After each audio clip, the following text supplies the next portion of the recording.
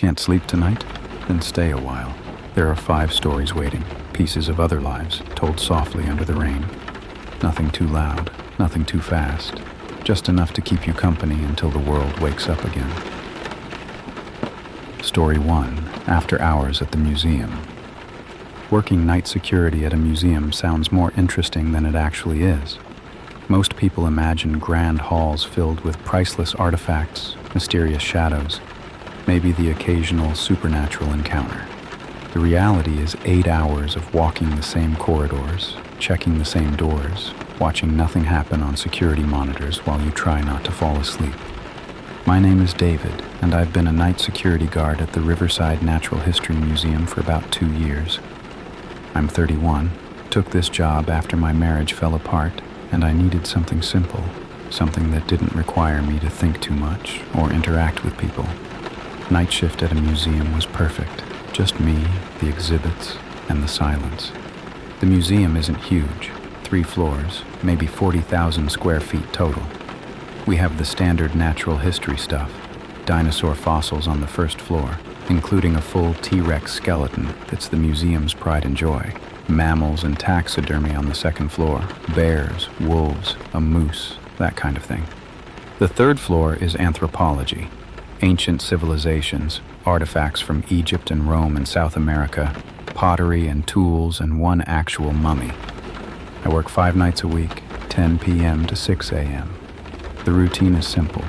Lock all the doors at closing, do hourly rounds of each floor, monitor the security cameras, make sure nothing's been disturbed. In 2 years, the most exciting thing that happened was a pipe burst in the bathroom and flooded the 1st floor hallway. Until last month, until the new exhibit arrived. They brought it in on a Wednesday afternoon while I was sleeping. I came in for my shift that night and Tom, the day security supervisor, gave me the rundown. New exhibit in the anthropology section, he said. Some kind of ceremonial chamber they reconstructed from a temple in Guatemala. Real old, pre-Columbian stuff. They're doing some kind of special display about Mayan death rituals. Creepy, I said, pouring coffee into my thermos. Yeah, well, it's all secured. Just make sure nobody messes with it. Apparently it's on loan and worth a fortune. He handed me the key card and headed out. Have a quiet night. I did my usual setup. Logged into the security system, checked all the cameras, made sure all the exterior doors were locked. Everything looked normal on the monitors. Empty halls, still exhibits, nothing moving. At 11 p.m. I started my first round. 1st floor was fine. The T-Rex skeleton loomed in the main hall, its massive jaws frozen in that permanent roar. I'd gotten used to it after 2 years, but visitors always found it intimidating. Good. That's what it was supposed to be. 2nd floor was fine. The taxidermy animals stood in their diorama displays behind glass, frozen in scenes from their former lives. The grizzly bear rearing up on its hind legs, the wolf pack surrounding a fallen elk, all still, all silent, all exactly where they should be. 3rd floor, anthropology. I took the stairs up and immediately noticed something different. There was a new section cordoned off with velvet ropes in the far corner. Temporary walls had been erected, creating a small enclosed space. A sign outside read, Mayan Death Ritual Chamber, opening soon. I wasn't supposed to go in yet. The exhibit was still being finalized. But I was curious. I ducked under the velvet rope and pushed open the door to the new exhibit space. The chamber was maybe 15 feet square, walls painted dark and covered with reproductions of Mayan hieroglyphs and artwork. In the center was a stone altar, also a reproduction, I assumed. Around the altar were artifacts in glass cases, pottery vessels painted with skulls and serpents, jade masks with empty eye sockets, obsidian knives, and in the far corner, a stone statue about 4 feet tall. The statue was of a figure sitting cross-legged, hands resting on its knees. The face was skeletal, skull-like, with hollow eyes and a wide, grinning mouth. It wore an elaborate headdress and a collar of what looked like bones.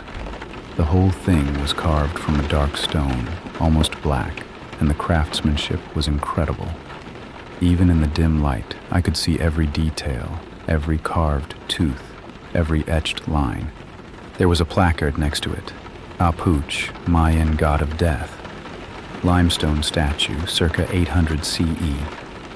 Excavated from temple ruins in Tikal, Guatemala. I stared at it for a long moment. There was something unsettling about the statue's expression, that empty grin, those hollow eyes that seemed to look right through you. I'd seen plenty of death-related artifacts in the museum, Egyptian canopic jars, European burial urns, even a few skulls. But something about this statue felt different, more present somehow. I shook off the feeling and left the chamber. Just a statue, just carved stone. Nothing to worry about. I finished my round and went back to the security office. Everything was normal on the monitors. I settled in with my thermos of coffee and a book, preparing for another long, boring night. At 1:30 a.m., camera 7 went dark, just static. I checked the system. The camera itself seemed fine. No error messages, no indication of a hardware problem. But the feed was just gray static. Camera 7 covered the third floor anthropology section, right where the new exhibit was. I sighed and grabbed my flashlight. Probably just a loose connection. I'd check it out, wiggle some wires, get it working again. I took the elevator to the third floor.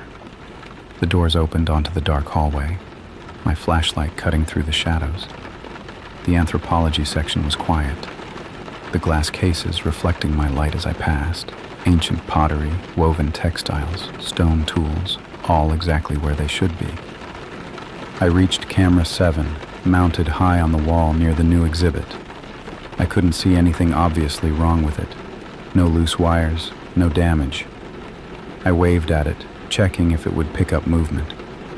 Back in the security office, camera 7 was still just static. I made a note to have maintenance look at it in the morning. As I turned to leave, I heard something, a soft sound, like stone scraping against stone, coming from inside the Mayan death chamber. I froze, listening. The sound came again, definite scraping, like something being dragged across the floor. "Hello?" I called out. "Museum security. Is someone in there?" No answer, just silence. I approached the chamber door slowly. It was closed, same as I'd left it. The velvet ropes were still in place, no sign anyone had entered. I pushed the door open, shining my flashlight inside. The beam swept across the altar, the glass cases, the artifacts. Everything looked exactly as it had before. The statue of Apuch sat in the corner, that skeletal grin unchanged. Except, had it been facing that direction before? I could have sworn it had been angled slightly away from the door. Now it seemed to be facing me directly. Those hollow eyes pointed right at where I was standing. Number. I was being paranoid. It was a stone statue. It hadn't moved. I'd just misremembered its position. I checked the room thoroughly. No signs of anyone having been there. No footprints in the dust. No disturbed artifacts. Whatever sound I'd heard must have been the building settling, or pipes, or any of 100 normal things that old buildings do at night. I went back to the security office. The rest of the night passed without incident. Camera 7 stayed dark, but nothing else seemed wrong. At 6 a.m., I logged out and handed off to the day shift. "Quiet night?" asked Tom. "Yeah," I said. "Camera 7's out, though. Needs maintenance to check it." "I'll put in a work order. Get some sleep, David." I went home and tried to sleep, but I kept seeing that statue's grinning face, those empty eyes, that expression that was somehow both lifeless and intensely present. The next night, I came in to find that maintenance hadn't fixed camera 7 yet. Something about needing to order a part, so the third floor anthropology section would have a blind spot for a few more days. Not ideal, Tom said, but it happens. Just make sure to do extra rounds up there. I nodded and started my shift. Everything felt normal at first. I did my 11 p.m. round, checked all 3 floors, everything in order. The statue was exactly where it had been, same position, same grinning expression. At midnight, I was in the security office when I heard it. Through the whole building's PA system, which shouldn't have been on, came a sound. A low humming, almost like chanting. It lasted for about 10 seconds, then cut off. I checked the PA system controls. They were off, completely off. Nothing should have been able to broadcast through them. I grabbed my flashlight and radio and headed out to investigate. The sound had been too distorted to tell where it originated, but something told me to check the 3rd floor first. The elevator ride up felt longer than usual. When the doors opened, the 3rd floor was silent.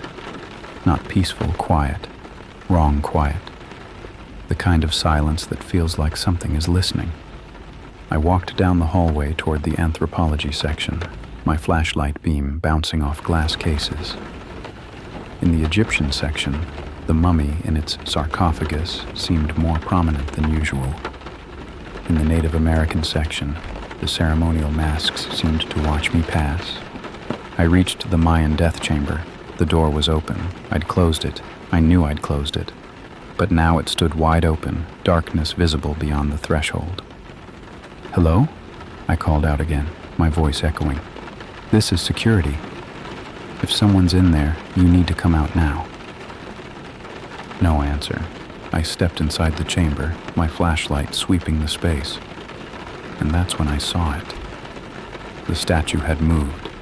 Not just turned, it had moved across the room. It was now much closer to the door, maybe only 5 feet away from where I was standing. Stone doesn't move on its own. 4-foot-tall limestone statues don't walk across rooms. This was impossible. I backed out of the chamber slowly, my heart pounding. There had to be an explanation. Someone was messing with me. A prank by the day staff, maybe, or dash. Behind me, I heard footsteps. I spun around. The hallway was empty, but I could hear them clearly now. Footsteps on the tile floor, coming from somewhere on the 3rd floor. "This isn't funny," I called out. "Whoever's up here, you're trespassing. Show yourself now." The footsteps stopped. Then I heard that chanting again. Not through the PA system this time. Live, in the building with me. Multiple voices, low and rhythmic, speaking in a language I didn't understand. I pulled out my radio. "This is David in the museum. I need police backup. Possible intruders on the 3rd floor. Static, just static." I tried my cell phone. No signal. I was 3 floors up in a concrete and stone building. Signal was always spotty here, but I'd never had 0 bars before. The chanting grew louder. It was coming from all around me now, echoing off the walls, impossible to pinpoint. And under the chanting, I heard other sounds.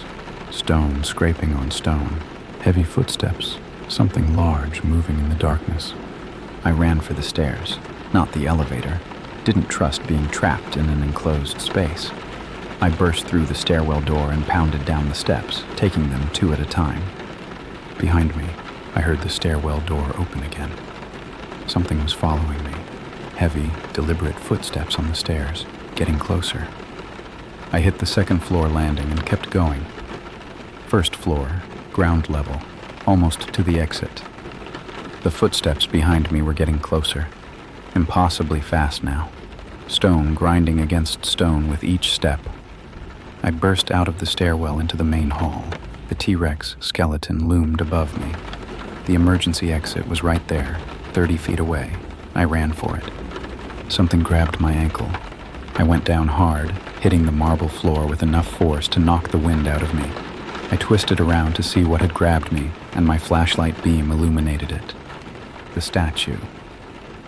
Puh, the Mayan death god.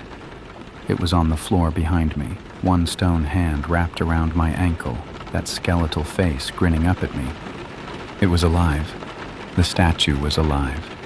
I screamed and kicked, but its grip was iron strong. Stone fingers squeezed tighter. I could feel my ankle bones grinding together. The statue's head turned toward me with a sound like rocks scraping together. Those hollow eyes were no longer empty. They glowed with a dim, reddish light. The grinning mouth opened wider, revealing a black void inside. I grabbed my flashlight and swung it at the statue's head as hard as I could. The impact sent vibrations up my arm, but the stone didn't crack. The statue didn't even flinch. It started pulling me toward it, dragging me across the smooth marble floor. I clawed at the ground, trying to find purchase, but there was nothing to grab onto. "Please," I heard myself saying. "Please, no, please." The statue's other hand reached for my throat. Stone fingers, cold and impossibly strong, wrapped around my neck. I couldn't breathe, couldn't scream, could only stare into those glowing eyes and that black void of a mouth. This was it.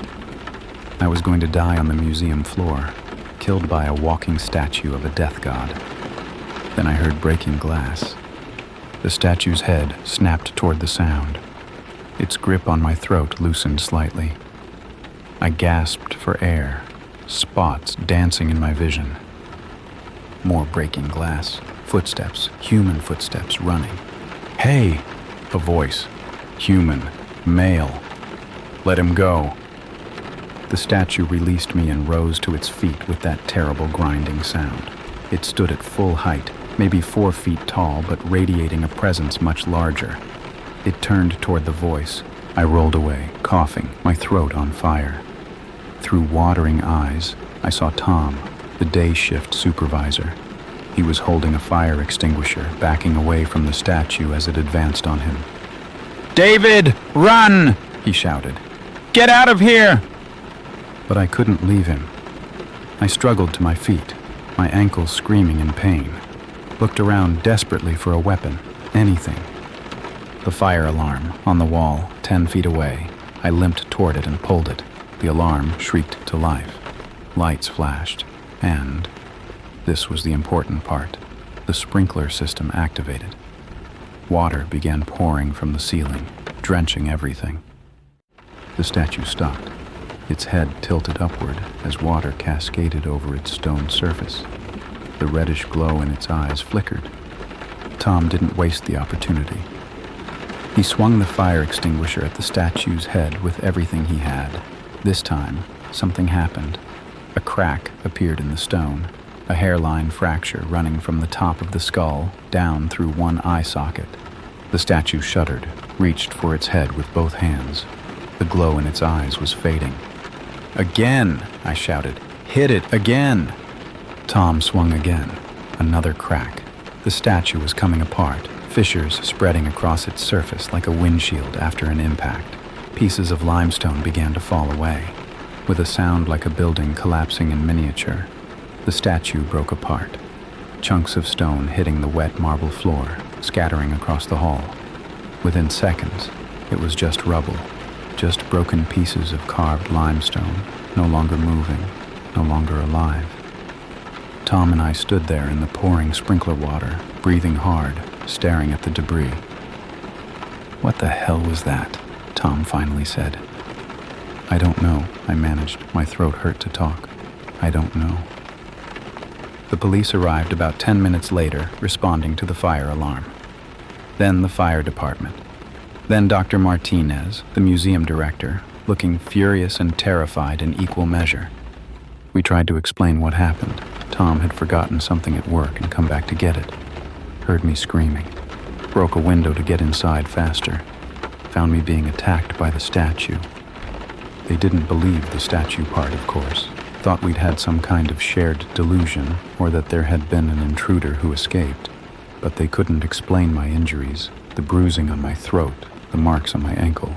They couldn't explain the broken pieces of the statue scattered across the floor. Dr. Martinez had the remains of the statue collected and sent for analysis. He also had the entire Mayan exhibit packed up and returned to Guatemala. Whatever that death ritual chamber was supposed to be, it wasn't staying in the museum.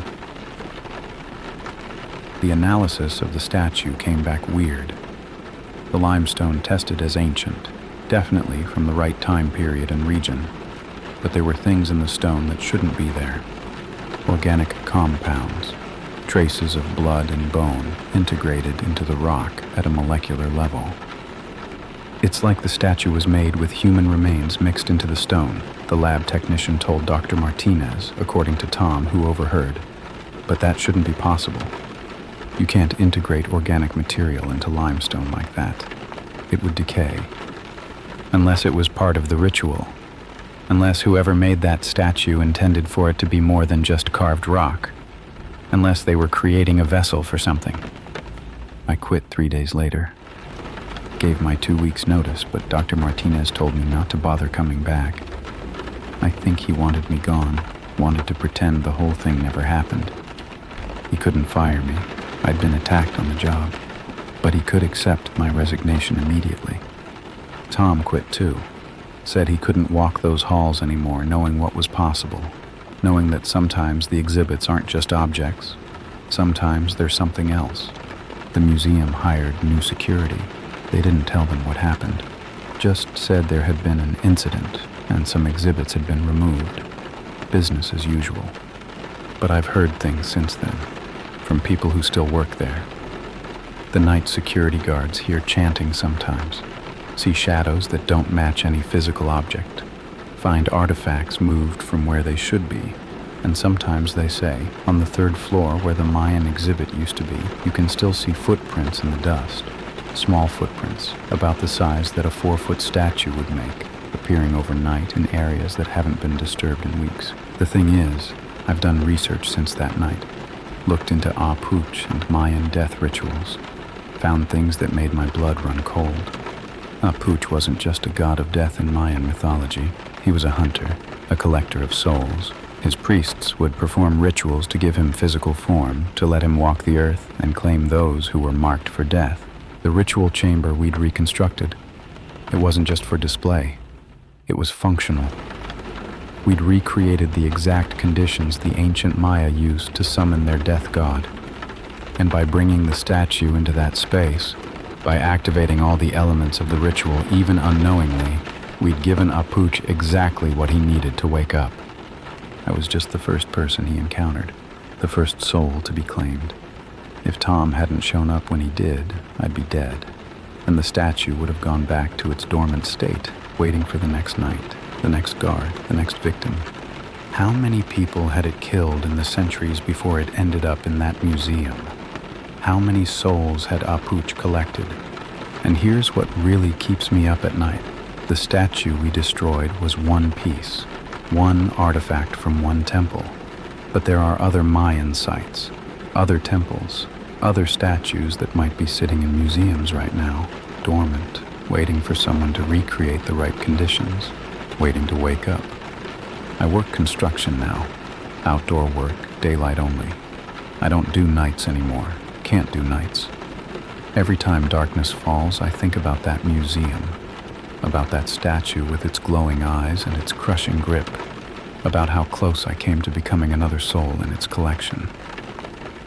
Tom messaged me last week, said he'd heard they were planning to reopen the Mayan exhibit. Different artifacts this time, not from the same temple, but still death ritual related. Still ceremonial objects used to summon and appease dark gods. I told him they're insane, told him to warn anyone who'll listen, but people don't understand. They think museum artifacts are safe, dead things in glass cases, history that can't hurt you. They're wrong. Some things aren't meant to be preserved. Some things aren't meant to be studied. Some rituals are better left buried in ruined temples, forgotten by time, never reconstructed. Because when you bring them back, when you gather all the pieces and arrange them just right, sometimes you wake up something that should have stayed asleep, something that doesn't care about historical preservation or educational value, something that only knows how to do what it was created to do: hunt, claim, kill. If you ever visit a museum and see artifacts related to death rituals, ancient ceremonies, or gods of the underworld, just keep walking. Don't linger. Don't read every placard. Don't study every detail. And if you ever work night security at a museum, pay attention to what's on display. Learn what the artifacts are. what they were used for, what they represent. Because sometimes knowing what you're guarding is the difference between surviving the night and becoming part of the collection. The exhibits aren't always dead. Sometimes they're just sleeping, waiting for the right moment, the right conditions, the right victim. And sometimes, after hours at the museum, you're the only thing standing between an ancient evil and the outside world. The only person who knows that the statue in the corner just moved. The only one who hears the chanting in the darkness. The only one who'll have to decide whether to run or fight when the exhibits come to life. I chose to fight, barely survived, and I'll never set foot in another museum after dark. But somebody has to guard those halls at night. Somebody has to walk those corridors and check those rooms and trust that everything will stay exactly where it's supposed to be. I just hope whoever's doing it now knows what they're really protecting us from. And I hope they never have to find out the hard way, like I did, that some gods don't stay dead when we dig them up and put them on display. After hours at the museum, anything can happen. The exhibits can move. The ancient can awaken. The carefully preserved past can suddenly become a very dangerous present. Stay safe, stay alert, and if you see a statue move, run. Trust me on that one. Story 2. I found a closet bigger than my room. Finding affordable housing in New York City is like winning the lottery, except you still have to pay, and the prize is usually a shoebox with questionable plumbing. So when I found a studio apartment in Brooklyn for $900 a month, I should have known something was wrong. My name is Jordan. I'm 26, and I work remotely as a data analyst. The apartment hunting had been brutal. 3 months of looking, dozens of applications, all rejected or priced out of my budget. Then I saw the listing on Craigslist. Studio apartment, Bushwick, $900 per month, available immediately.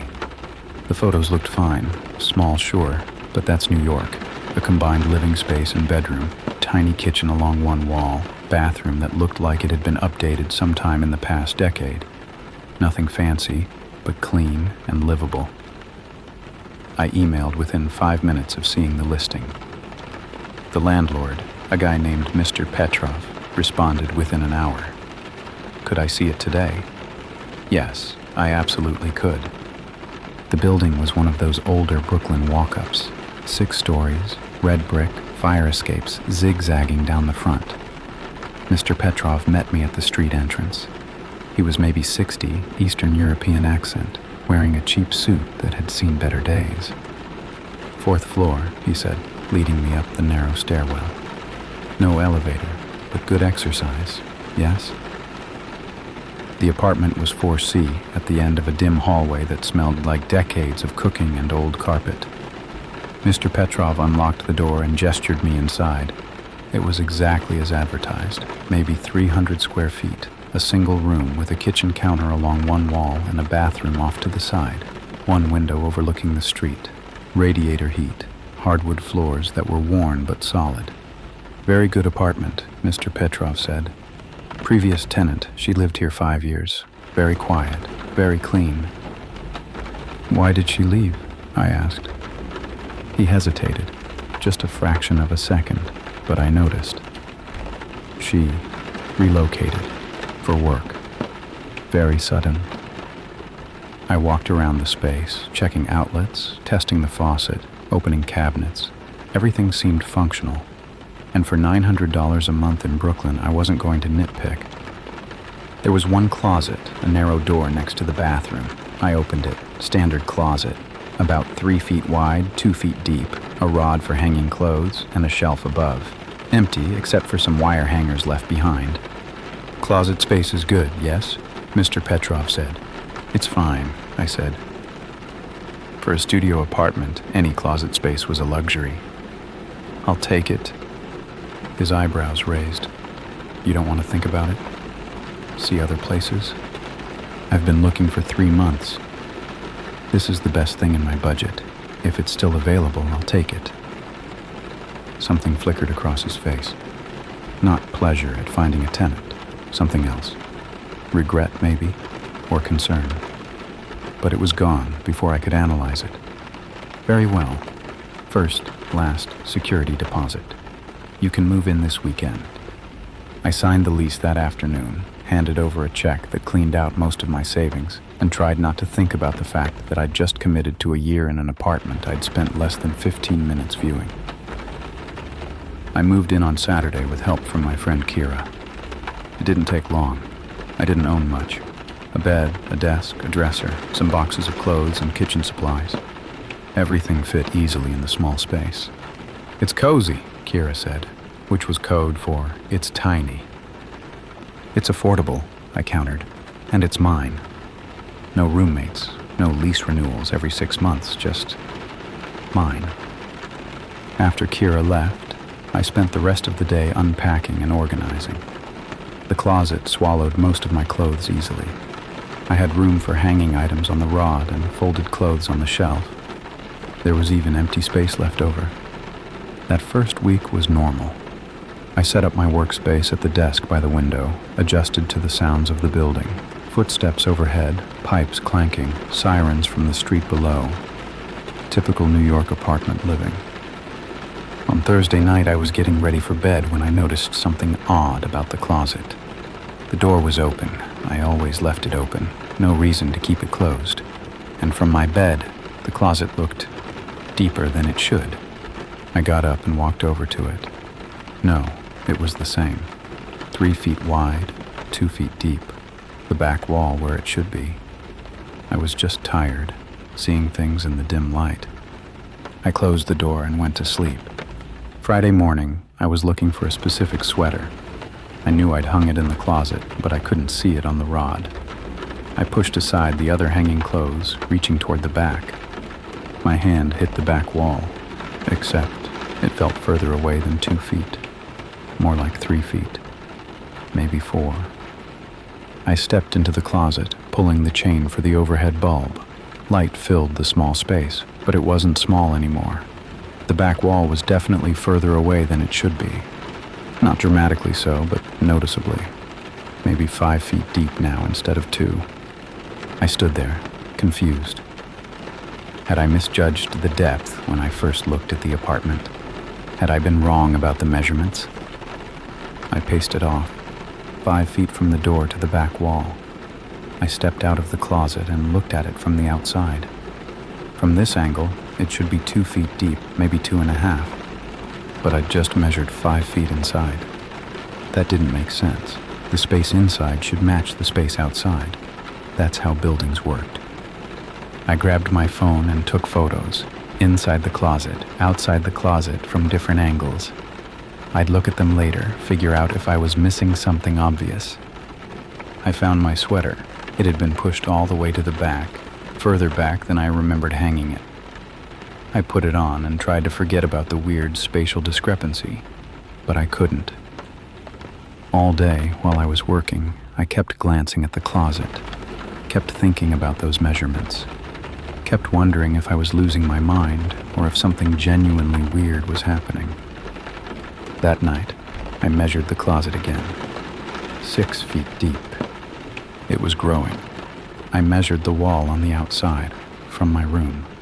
The distance from the closet door to the exterior wall of the building was maybe 8 feet total, which meant the closet, if it was 6 feet deep inside, should be going through the wall, into the hallway or into the neighboring apartment. But that was impossible. Walls were solid. Closets didn't just expand through them. I knocked on the back wall of the closet, solid. I knocked on the wall of my room, the one the closet shared with the hallway, also solid. No hollow spaces, no hidden areas. But somehow, the closet was 6 feet deep and getting deeper. I didn't sleep well that night, kept waking up, checking the closet, measuring it. By morning, it was 7 feet deep. I called Mr. Petrov on Saturday morning, tried to explain what was happening without sounding insane. "The closet in my apartment," I said.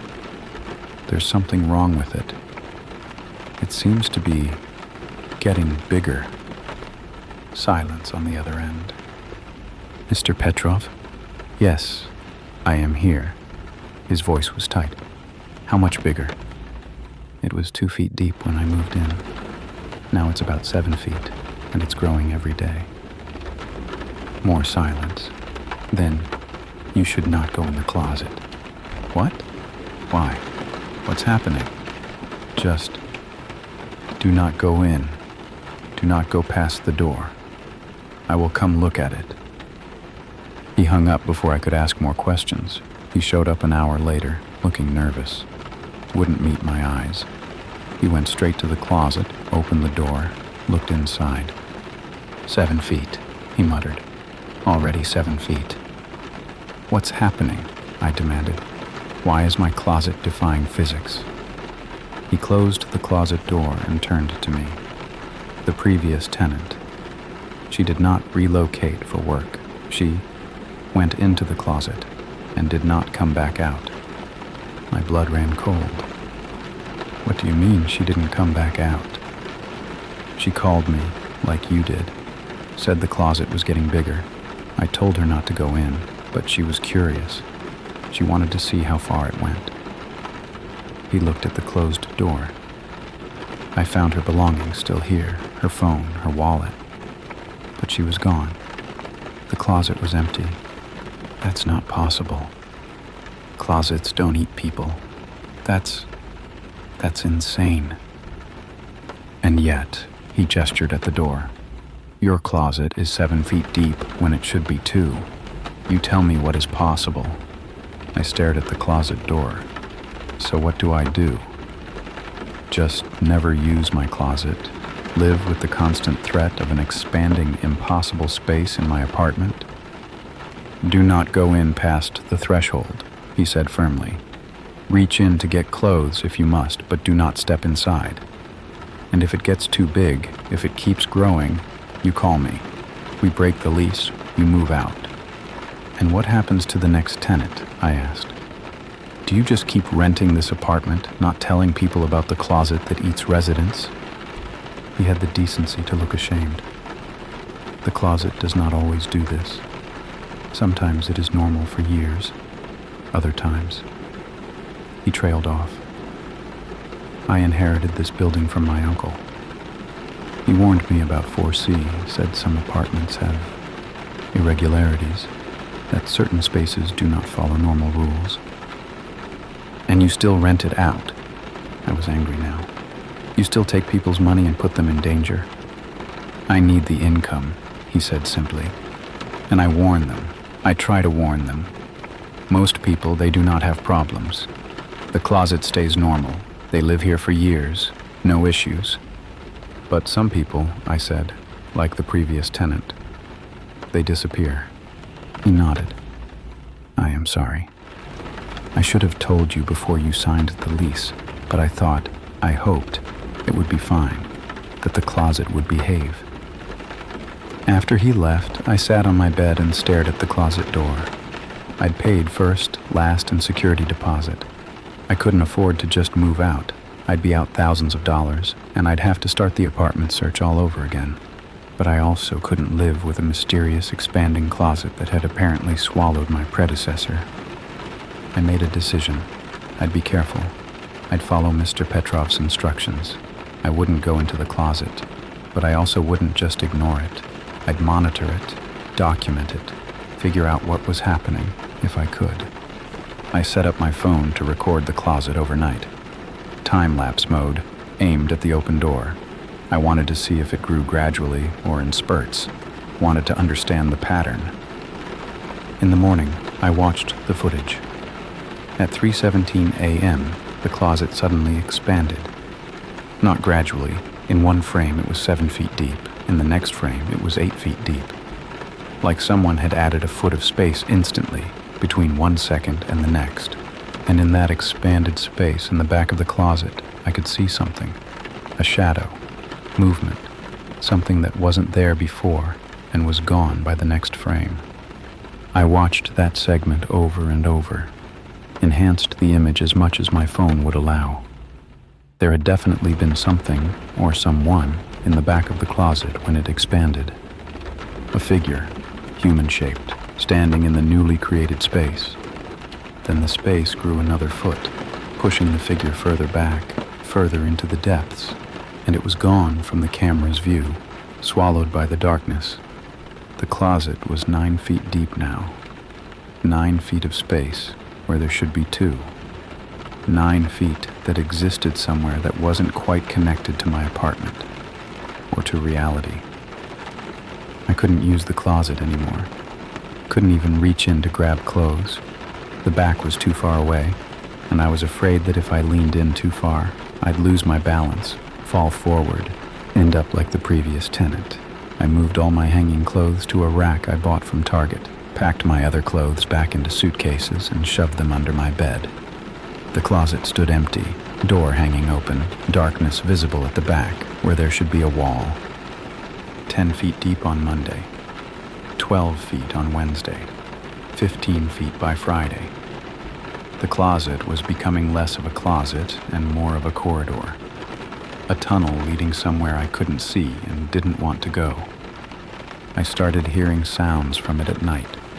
Soft sounds, like footsteps on carpet, like breathing, like someone moving around in there, exploring the impossible space. I called Mr. Petrov again. It's 15 feet deep now, and I hear things inside it. I need to break the lease.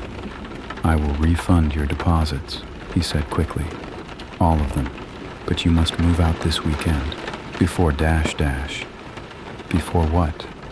Before it gets big enough that things can come out. I should have left then. Should have packed immediately, crashed with Kira, found a new place. But I'd just gotten this apartment, just set everything up. I didn't want to admit defeat. Didn't want to go back to sleeping on couches and searching Craigslist and applying for overpriced studios. So I waited until the weekend, 3 more days. What was the worst that could happen in 3 days? On Thursday night, I woke up at 2 a.m. to the sound of something falling, a thud, like a book dropping onto the floor. I turned on the light and looked around. Nothing seemed out of place. Then I saw it. One of my shoes. The sneakers I'd left by the door. It was in the middle of the room now, near the closet. Like something had moved it. Or like something had tried to take it into the closet and dropped it. I grabbed the shoe and backed away from the closet. The opening looked larger now. Not just deeper, wider. The doorframe seemed to have expanded, though when I looked directly at it, it was still the same size as before. But peripherally, out of the corner of my eye, it looked huge. The closet was now 20 feet deep.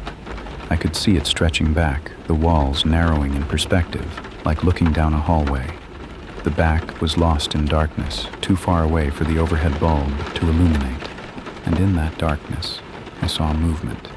Something shifting, changing position. Something that was definitely not clothes or hangers or any inanimate object. "Hello?" I called out. My voice echoed slightly, like the closet had become large enough to create reverb. No answer, but the movement stopped, like whatever was in there was now listening. "Is someone there? If you can hear me, please say something." Silence. Then, from very far away, a voice. Faint, distorted, but definitely a voice. "Help." It was a woman's voice. The previous tenant. Had she been in there this whole time, trapped in the expanding closet, unable to find her way back out? "Where are you?" I called. "Can you see the light? Can you follow it back to the door?" "Can't find it," the voice said, each word echoing strangely. "Too far. Too many turns. Can't find the door." "The closet doesn't have turns," I said. "It's just a straight space. Just walk toward my voice." "Not straight anymore," the voice said. It changed. There are rooms now, hallways, doors. So many doors. My skin prickled. The closet had become more than just an extended space. It had developed complexity, architecture. It was becoming its own location, its own building, accessible only through my apartment. "I'm going to call for help," I said. "I'm going to get someone." "Don't leave," the voice pleaded. If you close the door, if you turn off the light, I'll never find my way. Please, please don't leave me in here. I stood at the threshold of the closet, torn between helping this woman and protecting myself. She'd been in there for weeks, maybe months. If she hadn't found her way out yet, what could I possibly do? But I couldn't just abandon her, couldn't close the door and pretend I hadn't heard her desperate plea. I'm going to come in, I said, just inside the door. I'm going to leave the apartment door open so I can see the light from the hallway. That will be my marker. You follow my voice toward that light, okay? We both head toward that light. Okay, the voice said, small and scared. Okay, I'll try. I tied one end of my phone charger cable to the doorknob of the apartment door. The other end I held onto, a literal lifeline connecting me to reality. Then I stepped into the closet. The moment I crossed the threshold, everything changed. The space wasn't just deeper, it was different. The walls were still there, but they felt more distant, less solid. The floor beneath my feet was still hardwood, but it felt wrong, like it was hardwood over something else, something I couldn't identify. I took another step in, then another. The light from the apartment behind me was still visible, still bright. I could see the cable in my hand, still taut, still connected to the door. I'm coming, I called out. Keep talking so I can find you. I'm here, the voice said, clearer now. I can see light. Very faint, but I can see it. I walked deeper. The closet had definitely become a corridor. The walls extended endlessly in front of me, the ceiling higher than it should be. Doors appeared on either side, closet doors, all closed, leading to unknown spaces. Don't open any doors, I said, to myself as much as to her. Just stay in the main corridor. 20 feet in, 30 feet. The cable in my hand was taut, pulling against me. I'd gone as far as the cable would allow. The light from my apartment was still visible behind me, but dimmer now, like I was looking at it through fog. I can't go any further, I called. My cable won't reach. You need to come toward me. Can you see me? I think so, the voice said. I see a shadow. Is that you? Yes, follow the shadow. Follow it back to the light. I waited, holding the cable, watching the darkness ahead. And slowly, a figure emerged. A woman, maybe 30, wearing pajamas that were dirty and torn. She looked thin, exhausted, terrified, but alive. Thank God, she whispered when she saw me. Thank God, I thought I'd die in here. We're not out yet, I said. Hold on to me. We go back together. She grabbed my arm, her grip desperate and strong. We turned and started walking back toward the light. But something was wrong. The light didn't seem to be getting closer. We walked and walked, and it stayed the same distance away, like we were on a treadmill. It's not working, she said, panic rising in her voice. We're not moving. It's keeping us here. The cable, I said. I'm still holding the cable. It's connected to reality. We just need to pull ourselves along it. I started pulling, hand over hand, dragging us both back along the cable toward the door. It was like pulling against a current, like something was resisting our movement. But the cable held, and slowly, incrementally, the light got brighter. We were almost there. I could see the frame of the closet door now, could see my apartment beyond it. Just a few more feet. The cable snapped. The end I'd been holding onto broke free from the doorknob, the phone charger finally giving way under the strain. The light from my apartment immediately began to recede, like it was being pulled away from us. No! I lunged forward, dragging the woman with me. We stumbled over the threshold, falling onto the hardwood floor of my apartment. I kicked backward, and my foot connected with the closet door, slamming it shut. We lay there on the floor, breathing hard, the closed closet door behind us. From inside, I could hear sounds, scratching, movement, like something was trying to get out. The woman's name was Rebecca. She'd been the tenant before me, the one who'd disappeared into the closet 3 months ago. She'd spent all that time wandering the impossible space, trying to find her way back, slowly starving in a maze that kept expanding. I gave her water, food, let her use the shower while I called Mr. Petrov and then 911. Rebecca needed medical attention, psychological evaluation, a whole support system to recover from whatever had happened to her. Mr. Petrov arrived before the paramedics, looking stricken. "She's alive? You got her out?" "No thanks to you," I said. "You knew people disappeared and you kept renting this place. You could have closed it up, condemned it." "It's just a closet," he said weakly. "How do you condemn a building because of a closet?" "By telling the truth. By admitting that something impossible and dangerous is happening here." The paramedics arrived and took Rebecca to the hospital. The police took statements from both of us, though they clearly didn't believe the story about the closet. They thought Rebecca had been hiding somewhere, having some kind of breakdown. They thought I was embellishing or misunderstanding. After they all left, Mr. Petrov and I stood in my apartment, staring at the closed closet door. "What do we do?" I asked. "Board it up? Tear it down?" "I don't know," he admitted. "My uncle, he said some spaces are like this, thin places where reality doesn't quite hold. They can't be destroyed, only managed, contained." "How do you contain something that defies physics?" He shook his head. "You move out. You never open that door again. And I stop renting this apartment. I board up the door from the outside, seal this unit, pretend it doesn't exist." "And if whatever is in that closet finds another way out? If it spreads to other apartments, other buildings?" "Then we pray it doesn't," he said grimly. I moved out that night, took only what I could carry, left everything else.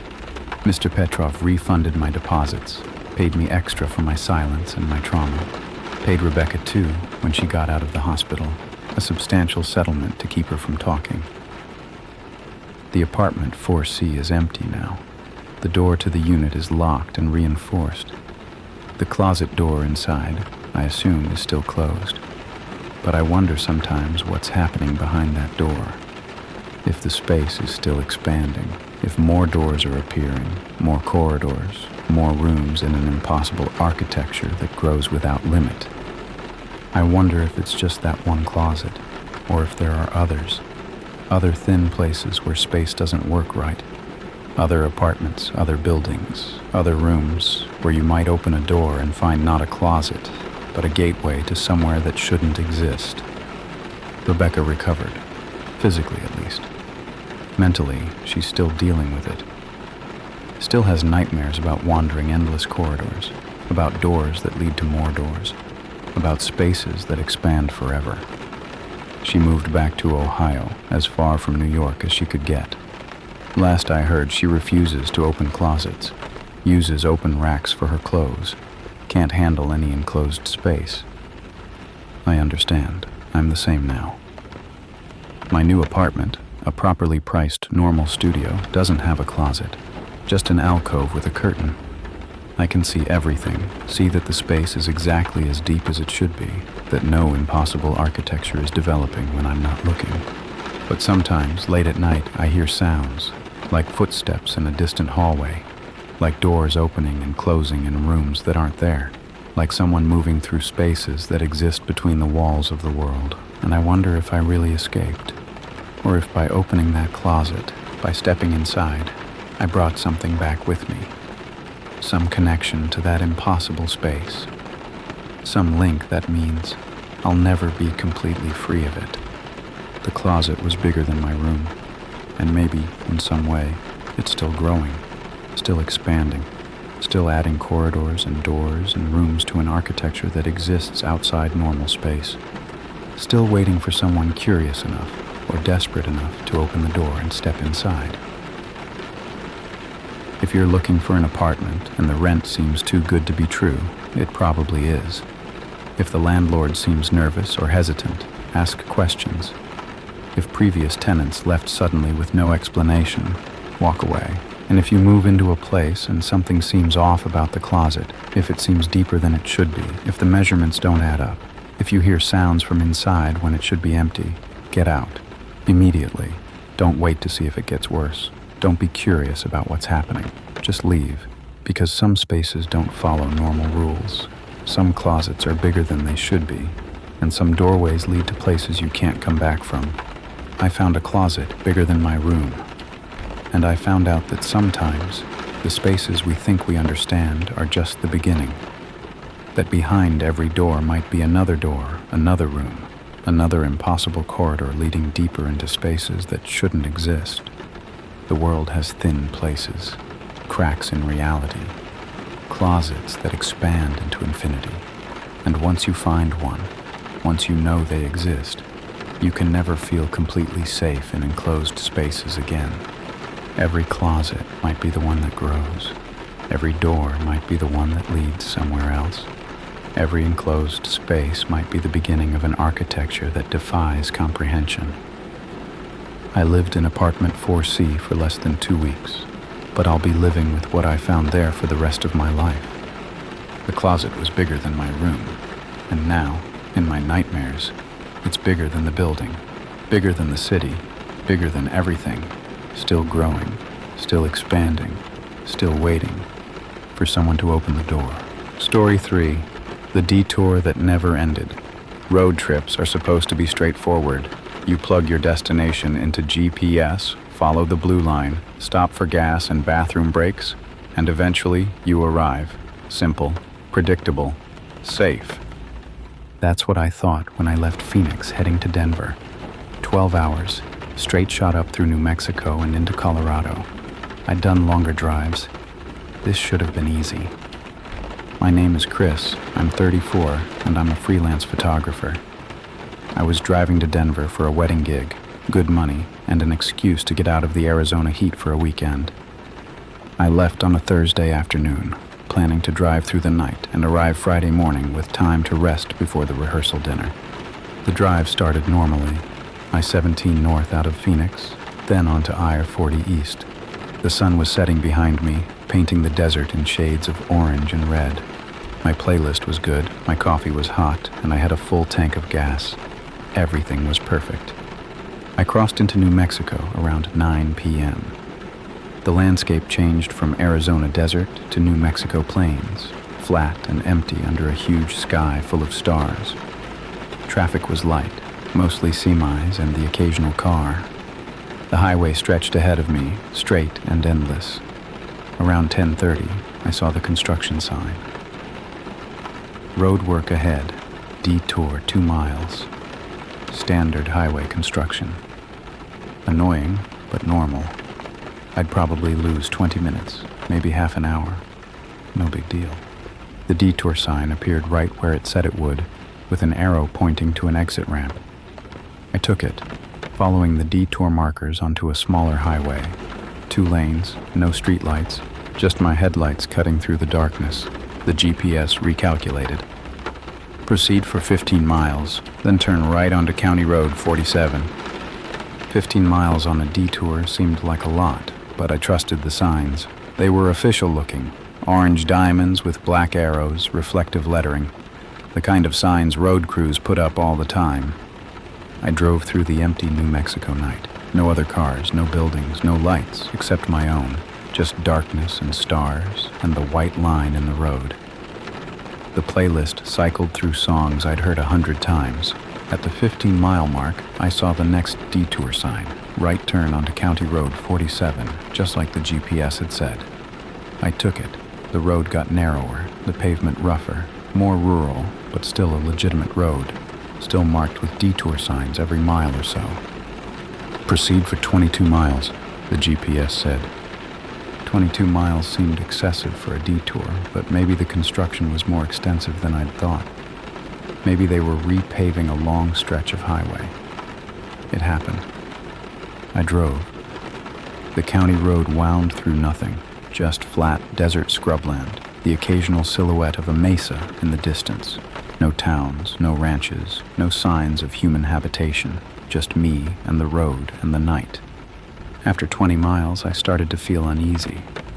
The detour signs kept appearing, but I hadn't seen any indication of where this road was going. No signs for towns or highways, no markers showing distance to anything, just detour arrows pointing forward. At the 22-mile mark, another detour sign. Left onto Route 518. The GPS recalculated again. Proceed for 31 miles. 31 miles. I'd already driven almost 40 miles on this detour. At this rate, I'd end up farther from Denver than when I'd started. I pulled over and checked my phone. 1 bar of signal. I tried to pull up Google Maps, but it wouldn't load. Tried to call someone, but the call wouldn't go through. Just that one flickering bar. Not enough for data or voice. I looked at my car's GPS. It showed me on Route 518, heading northeast. The blue line to Denver was still there, but it looked wrong. Too many turns, too many small roads. The estimated arrival time had jumped from 6 a.m. to 11 a.m. Something was wrong. This detour didn't make sense. I decided to turn around, head back the way I'd come, find the interstate again, even if it meant backtracking an hour. Better to lose time than to keep driving deeper into nowhere.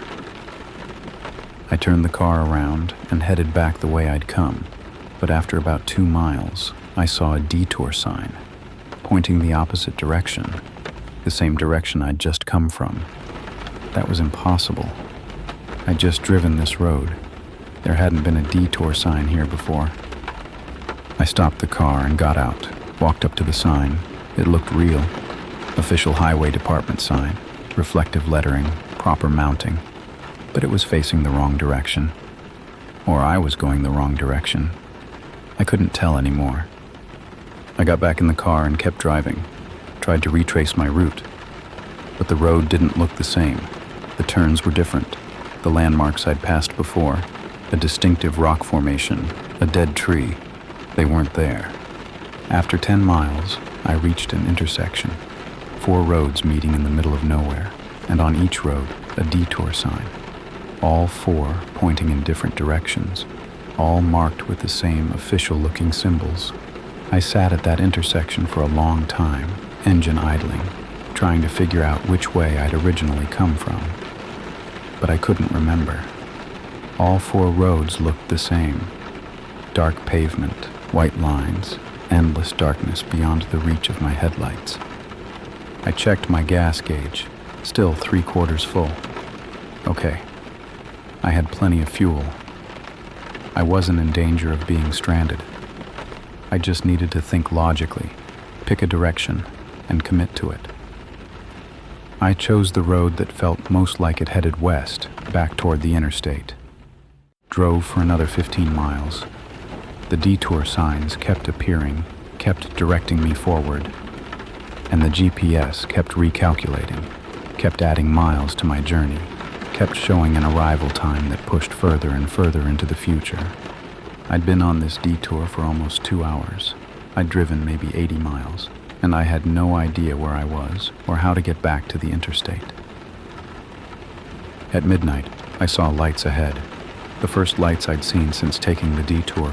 A small town, maybe, a gas station, somewhere I could stop, ask for directions, figure out where the hell I was. As I got closer, I realized it wasn't a town.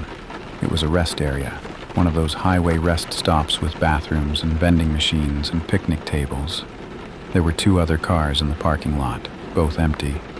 A couple of semi-trucks parked at the far end. I pulled in and parked, got out and stretched my legs. The air was cold, much colder than it should have been for New Mexico in May. My breath came out in visible puffs. The rest area had a map board, one of those "You are here" displays that shows the local area. I walked over to it, desperate for some orientation. But the map was strange. It showed a network of roads, but they didn't match any map I'd ever seen. The road I was supposedly on, Route 518, connected to roads with numbers I didn't recognize. The towns marked on the map had names I'd never heard of. Cimarron Creek, Blackwell Junction, Dead Horse Valley. And in the center of the map, in large letters, Detour Zone, delays expected. Detour Zone? What kind of designation was that? I heard a door close and turned around. A man was walking toward me from one of the semi-trucks, middle-aged, wearing jeans and a flannel shirt, trucker cap pulled low. "You lost?" he asked. "Yeah," I admitted. "Took a detour about 2 hours ago, and I can't seem to find my way back to I-40. He nodded, like this was expected. "How long you been driving the detour?" "Like I said, about 2 hours." "Not how long tonight. How long total? Days? Weeks?" I stared at him. "What?" "No, just tonight. I took the detour around 10:30. His expression was grim. That's what I thought too when I first got here. 2 hours, then 4, then 8. Thought I was just turned around, that I'd find the interstate any minute. He looked out at the darkness beyond the rest area. That was 6 days ago. My stomach dropped. 6 days? That's not possible. You've been driving the same detour for 6 days. Me and everyone else here. The couple in that sedan over there. They've been here for 3 days. The woman in the SUV, 9 days. He gestured at the empty parking spaces. Others gave up, parked here, waiting for someone to rescue them. But nobody comes. Nobody even knows this place exists. "This is insane," I said. "We can't be trapped on a detour. It's just roads. We can turn around, drive back." "Can't," he interrupted. "Try it. Every road leads to another detour sign. Every turn takes you deeper in. The GPS keeps recalculating but never shows you a way out. Phone signals don't work. It's like this whole area is separate, cut off from the real world." I didn't want to believe him. This was too bizarre, too much like something out of a horror story. But I'd been experiencing it myself. The impossible detour signs, the roads that didn't match my memory, the GPS that kept adding miles instead of subtracting them. "There has to be an explanation," I said. "Construction, maybe temporary road closures that confuse the GPS." "There is no construction," the trucker said flatly. "I've driven every road in this detour zone. There's no road work, no crews, no legitimate reason for any of this. Just signs that appear and disappear, roads that loop back on themselves, and an ever-growing number of lost drivers." Another car pulled into the rest area, a small sedan, Arizona plates. A woman got out, maybe late 20s, looking exhausted and scared. "Thank God," she said when she saw us. "I've been driving for hours. I took a detour off I-40 and I can't find my way back. Do you know where we are?" The trucker and I exchanged glances. He gestured to the map board. "Welcome to the detour zone. Population, everyone who makes the mistake of trusting the signs." I watched the woman's face go from relief to confusion to horror as the trucker explained what was happening. The same story I'd just heard. The same impossible situation. "But I have to get to Albuquerque," she said, her voice breaking. "I have a job interview tomorrow morning. This can't be happening." "Join the club," the trucker said. "We're all supposed to be somewhere else. We all have places to be, people waiting for us, but the detour doesn't care." I looked at my phone. Still that single bar, flickering in and out. I tried to text my contact in Denver, let them know I was delayed. The message failed to send. "I'm not staying here," I said. "I'm not giving up. There has to be a way out." The trucker shrugged. "Be my guest." I tried for 4 days straight before I parked here. Drove every road, followed every sign, tried every possible combination of turns. Always ended up back at this rest area or one of the others scattered through the zone. There are other rest areas, 4 that I've found. Each one has stranded drivers. Each one has people who've been here for days or weeks, slowly running out of supplies, running out of hope. He looked at his semi-truck. I've still got food in my trailer. Delivering groceries to Colorado. Least I won't starve. But eventually, the fuel runs out. The phones die. And then what? The Arizona woman was crying now, sitting at one of the picnic tables, her head in her hands. I wanted to comfort her, to tell her it would be okay, but I didn't know if that was true. I got back in my car. I wasn't going to wait at a rest area for rescue that might never come. I was going to keep driving, keep trying, keep searching for a way out. Good luck, the trucker called after me. Hope you're smarter than I was. I pulled out of the rest area and back onto the dark road. The detour signs continued, arrow after arrow pointing deeper into the maze, but I had to believe there was an exit somewhere, had to believe this wasn't permanent.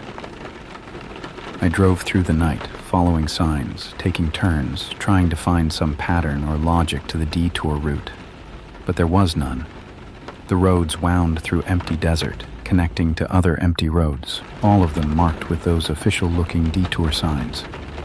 At 3 a.m., I passed the same rest area again, the same one I'd left an hour ago. The trucker's semi was still there, along with the other vehicles. I hadn't circled back intentionally.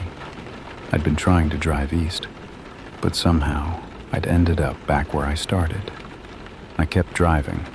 At 4 a.m., I passed a different rest area. This one had 5 cars and 3 semis. I didn't stop. At 5 a.m., another rest area. More vehicles, more stranded people. At 6 a.m., as the sun started to rise over the New Mexico desert, I saw something that made me slam on the brakes. A car on the side of the road. Not parked, abandoned. The driver's door was open. The interior light was still on, though the battery must be nearly dead. I pulled over and approached carefully. No one inside. No signs of struggle. Just an abandoned car, left in the middle of the detour with its door open and keys still in the ignition. There was a note taped to the steering wheel. I pulled it off and read it. The handwriting was shaky, desperate. Day 14, gas empty. Phone dead, tried walking. Roads keep changing, going to follow the sun. If anyone finds this, tell my family I tried to get home. Tell them I tried. It wasn't signed. No name, no date. No indication of when this person had given up their car and tried to walk out. But they'd been here for 14 days. 14 days driving the same impossible detour. And then they'd abandoned their car and walked into the desert, following the sun, hoping to find something, anything beyond the roads. I wondered if they'd made it. If there was a way out on foot that didn't exist by car. But I suspected not. Suspected that whoever wrote this note was still out there somewhere, walking in circles, lost in a maze that didn't obey normal rules. I got back in my car. I'd been driving for 7 hours now. 7 hours since I took the detour. My gas tank was down to half. My phone battery was at 30%. I was exhausted, scared, and starting to accept what the trucker had tried to tell me. I was trapped. We were all trapped. Caught in something that shouldn't exist. A detour that never ended. A network of roads that led nowhere.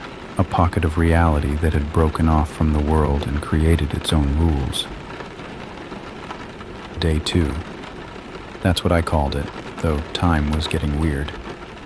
The sun rose and set, so I could count days, but the hours felt wrong. Sometimes an hour would drag on forever. Sometimes I'd blink and 3 hours had passed. I'd stopped at one of the rest areas, not the first one, but another I'd found on the southern edge of the detour zone. There were 12 other people there, 12 other drivers who'd given up trying to navigate the impossible roads and decided to wait. Wait for what? None of us knew. Rescue. The detour to end. The roads to start making sense again. Something. A man named Derek, who'd been there the longest, 23 days, had started a log. Writing down when people arrived, what roads they'd taken, what signs they'd seen, trying to find a pattern. "There isn't one," he told me, showing me his notebook filled with sketches of roads and intersections. "I've mapped everything I can. The roads change, not physically. The pavement is the same, but the connections change. A road that led north yesterday leads west today. An intersection that had 3 roads yesterday has 4 roads today. It's not stable. It's not even really geography anymore." "Then what is it?" I asked. He shrugged. "Best guess?" We took a wrong turn, not just off the highway, but off the map entirely. Ended up in some kind of pocket dimension, alternate reality. I don't know what to call it, but it's not part of the normal world anymore. A woman named Patricia, who'd been there 11 days, disagreed. "It's not supernatural. It's got to be some kind of psychological experiment, or a glitch in GPS systems that's creating a feedback loop. Or maybe we're all having shared hallucinations from carbon monoxide or something." But none of those explanations held up. The roads were real. The cars were real. The physical space existed. It just didn't connect to anywhere else anymore. I spent days trying to escape, followed different strategies suggested by other drivers, ignored the detour signs, and tried to drive straight. That just led to dead ends. Literal dead ends where the road suddenly stopped at a wall of rock that shouldn't exist. Tried to drive off-road. The desert terrain was too rough. I'd just get stuck and have to turn back. Tried to wait at intersections to see if the roads changed while I watched. They didn't. They only changed when I wasn't looking. On day 5, a new driver arrived. A young guy, maybe 25, driving a beat-up Honda. He'd been on the detour for only 2 hours and was still in the denial phase. Certain he could find his way out if he just tried hard enough. "You'll learn," Derek told him. We all learned. But the kid didn't listen. He got back in his car and drove off, determined to be the one who escaped. I hoped he would. Hoped he'd find something we'd all missed. But I knew better. He was back at the rest area 6 hours later, out of gas, defeated. On day 7, I made a decision. I couldn't stay at the rest area forever. Couldn't just sit there waiting for something to change. Even if I couldn't escape, I could explore. Learn as much as possible about this place. Maybe find other trapped drivers, other rest areas, other clues. I said goodbye to Derek and Patricia and the others. They thought I was crazy to keep trying. Maybe I was. But staying in one place felt like giving up, and I wasn't ready for that. I drove, with no destination, just driving, seeing what there was to see in this impossible network of roads. I found more rest areas, more abandoned cars, found a gas station, an actual functional gas station that seemed to exist solely to keep trapped drivers mobile. The pumps worked. No one was there to take payment. Just free gas, like the detour wanted us to keep driving. I found a diner on day 9. Just appeared on the side of the road. A classic American diner with neon signs and everything. I went inside. The place was empty except for a waitress who looked exhausted. "Coffee?" she asked, like this was completely normal. "How long have you been here?" I asked. "Don't know anymore. Years, maybe. Time's weird here." She poured coffee into a cup. I was driving through, stopped for a break, and when I tried to leave, I couldn't find the exit. Been working here ever since. Figured if I'm stuck, might as well do something useful. I drank the coffee. It was real. Good even. "Is there food?" "Kitchen's stocked. Never runs out. Make yourself whatever you want." I ate scrambled eggs and toast while she sat at the counter, staring out the window at the empty road. She said she'd seen hundreds of drivers pass by over the years. Some stopped, some didn't. None of them escaped. Some gave up and parked at rest areas. Some kept driving until they ran out of gas. Some, like her, found roles to fill. Cook, mechanic, guardian of one of the strange buildings that existed in the detour zone. "Do people die here?" I asked. "Don't think so," she said. "Haven't seen anyone die. But haven't seen anyone leave either. We just exist. driving or waiting or working, stuck in the detour that never ends. After the diner, I found other impossible things. A motel with infinite rooms, a repair shop with every car part imaginable, a library full of road atlases and maps, none of which showed the real world. All of them showed the detour zone in increasingly elaborate detail, as if the zone was growing, adding new roads, new destinations, new ways to be lost. On day 12, I stopped counting, stopped trying to escape, just drove, following whatever roads appeared, seeing what there was to see, accepting that this was my life now, the eternal detour, the maze without exit. I passed other drivers sometimes. We'd wave to each other, fellow travelers in this impossible space. Some looked desperate, some looked resigned, some looked almost peaceful, like they'd accepted their fate and found a strange kind of freedom in it. I didn't feel free, but I didn't feel trapped anymore either, just suspended, existing in this pocket of pavement and signs and endless highway, not dead, not alive, not moving forward, not stuck in place, just driving, always driving. I don't know how long I've been here now. Weeks, months, the seasons don't change. The sun rises and sets, but the temperature stays constant. My car never breaks down. I never get sick. I never run out of gas anymore. I just find those mysterious stations when I need them. I see the same drivers sometimes. Derek at his rest area, still mapping roads that don't stay mapped. Patricia at another rest area, organizing supplies for drivers who'll never need them. The waitress at the diner, pouring infinite coffee for customers who never stay long. New drivers arrive regularly, fresh off the interstate, confused and scared, certain they'll be the one to find the exit. I try to help them, tell them about the rest areas, the gas stations, the diner, tell them not to waste their time looking for an exit because there isn't one. Some listen, most don't. Everyone thinks they'll be the exception. I've stopped trying to escape. I've stopped trying to understand.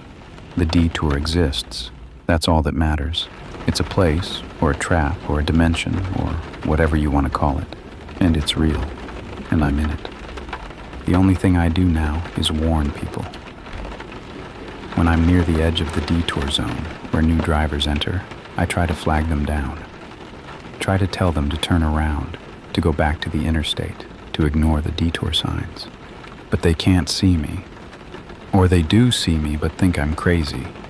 Or they wave and keep driving, certain they know better than some panicked stranger on the side of the road. And then they're stuck too. Another car on the infinite highway. Another driver who'll never reach their destination. I wonder sometimes if anyone is looking for me. If my contact in Denver reported me missing. If police are searching. But I know they won't find me. You can't find someone who's fallen off the map, who took a wrong turn into a place that exists outside normal geography.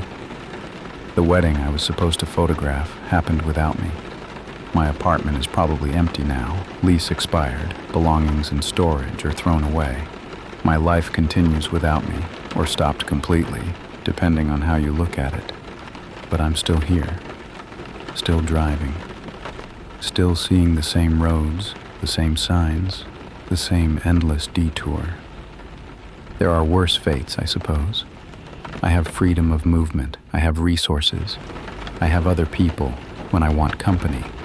I have purpose, warning new drivers, helping where I can. What I don't have is a destination, an end, a way forward that leads anywhere except more driving. The detour never ends. That's the thing I've accepted. That's the truth I've learned. When you take a wrong turn, sometimes there's no way to correct it. Sometimes you're just on a new path, and that path goes on forever. If you're reading this somehow, if this account reaches you through some impossible means, please listen. When you're driving and you see construction signs, detour markers, arrows pointing off the main highway, be careful, be very careful. Not all detours are what they seem. Not all roads lead back to where you started. Some roads lead nowhere. Some roads lead to places that exist between destinations, pockets of pavement that loop forever. Look for the signs. Real detour signs have specific markings, county logos, construction company names, estimated time of delay. If the signs are too generic, too perfect, too consistent, don't follow them.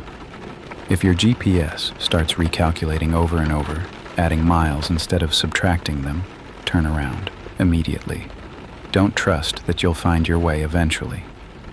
If you see other cars pulled over, people looking lost and confused, stop. Ask if they're okay. Find out how long they've been driving. If they say hours when it should have been minutes, turn around and get out while you can. And if you find yourself on a road that seems to loop back on itself, where every intersection looks the same and every sign points forward, stop, park, don't drive deeper in. Call for help before your signal dies. Wait for someone to find you before you get so lost that no one can. Because once you're truly lost in the detour zone, once you've driven far enough that the real world becomes distant memory, there's no going back. There's only forward, and forward leads nowhere. I'm still driving, still hoping, in some small part of my mind, that I'll find the exit. That one day I'll crest a hill and see the interstate, real and solid and leading to actual places. That I'll pull back into normal traffic and continue on to Denver or Phoenix or anywhere that exists on a real map. But I know better now. The detour never ends. The roads go on forever, and I'm just another driver in an endless chain of trapped travelers, all of us following signs that lead nowhere. The engine hums beneath me. The white line unreels ahead of me. The horizon stays always the same distance away. And I drive, because what else is there to do? The detour continues. It always continues. And somewhere out there, right now, another driver is seeing construction signs. Another GPS is recalculating. Another person is taking the exit, following the arrows, trusting the official-looking markers. Another person who doesn't know yet that they're about to join me. About to become another permanent resident of the roads that don't exist on any map. Another lost soul in the detour that never ends. I hope you're not next. I hope you're smarter than I was. I hope you question the signs, trust your instincts, turn back while you still can. Because once you're here forever. Driving the same impossible roads, following the same endless signs, searching for an exit that doesn't exist. The detour never ends. Remember that. The detour never, ever ends. And I'm still driving, still searching. Still hoping against hope that somewhere, somehow, there's a way out. But in my heart, I know the truth. There is no way out. There's only the road ahead and the road behind and the infinite variations between them. The detour is eternal, and so am I now. A ghost on an endless highway, warning others who can't hear me, driving roads that lead nowhere, forever. Story 4, The Porch Light Blinked in Morse Code. My grandfather taught me Morse code when I was 10 years old. He'd been a radio operator in the Navy back in the 60s, and even though the world had moved on to satellites and digital communication, he never forgot those patterns. Dot dash dot. Short, long, short. A language of light and sound that could cross vast distances. You never know when you might need it, kiddo, he'd said, teaching me the patterns on lazy summer afternoons. Communication is survival. Remember that. I'm 27 now, and I haven't thought about Morse code in years. Not until 3 weeks ago, when the porch light at my rental house started blinking.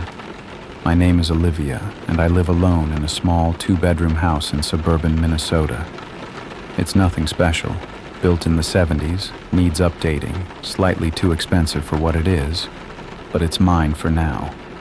The neighborhood is quiet, mostly families and retirees, the kind of place where people wave from their lawns and everyone knows everyone else's business. I moved in last October, about 6 months ago. The landlord, an older guy named Mr. Peterson, was friendly enough.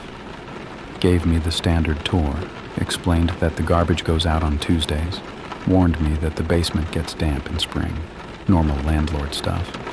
The house came with all the usual fixtures, kitchen appliances, a washer and dryer in the basement, ceiling fans in every room, and a porch light by the front door, one of those motion-activated ones that turns on when someone approaches. For the first 5 months, it worked fine. Did exactly what it was supposed to. I'd come home from work, walk up to the door, and the light would click on. Automatic. Convenient. Nothing weird. Then, 3 weeks ago, it started acting up. I first noticed it on a Tuesday night. I'd gotten home late from my job at the hospital. I'm a phlebotomist, which means I spend my days drawing blood and dealing with people who hate needles. It was almost 11 p.m. when I pulled into the driveway, exhausted and ready to collapse into bed. As I walked up to the porch, the light turned on. Normal, but then, as I was fumbling with my keys, it turned off. Then on again, then off. I looked up at it, annoyed. Great, the motion sensor was going bad. That's what I needed, another thing to fix in this rental. But then the pattern continued. On, off, on. Off, on, off. Quick flashes, then longer ones. Not random, deliberate. I stood there on my porch, keys in hand, staring at that light. And something in the back of my mind, some memory from those childhood summers with my grandfather, started to surface. That wasn't a malfunction. That was a pattern, a code. I watched for another 30 seconds. The light kept blinking. 3 short flashes, 3 long flashes, 3 short flashes, over and over. SOS. My blood went cold. Someone was signaling for help. But who and how? The light was motion activated. It didn't have any kind of manual control that I knew of. I unlocked my door quickly and went inside, locking it behind me. Stood in my dark living room with my heart pounding, trying to think rationally. Maybe it was just electrical issues, a short circuit causing the light to flicker in a way that happened to look like Morse code. Lights malfunction all the time. This was just a coincidence. But even as I told myself that, I didn't believe it. Those flashes were too precise, too deliberate. 3 short, 3 long, 3 short. Perfect timing.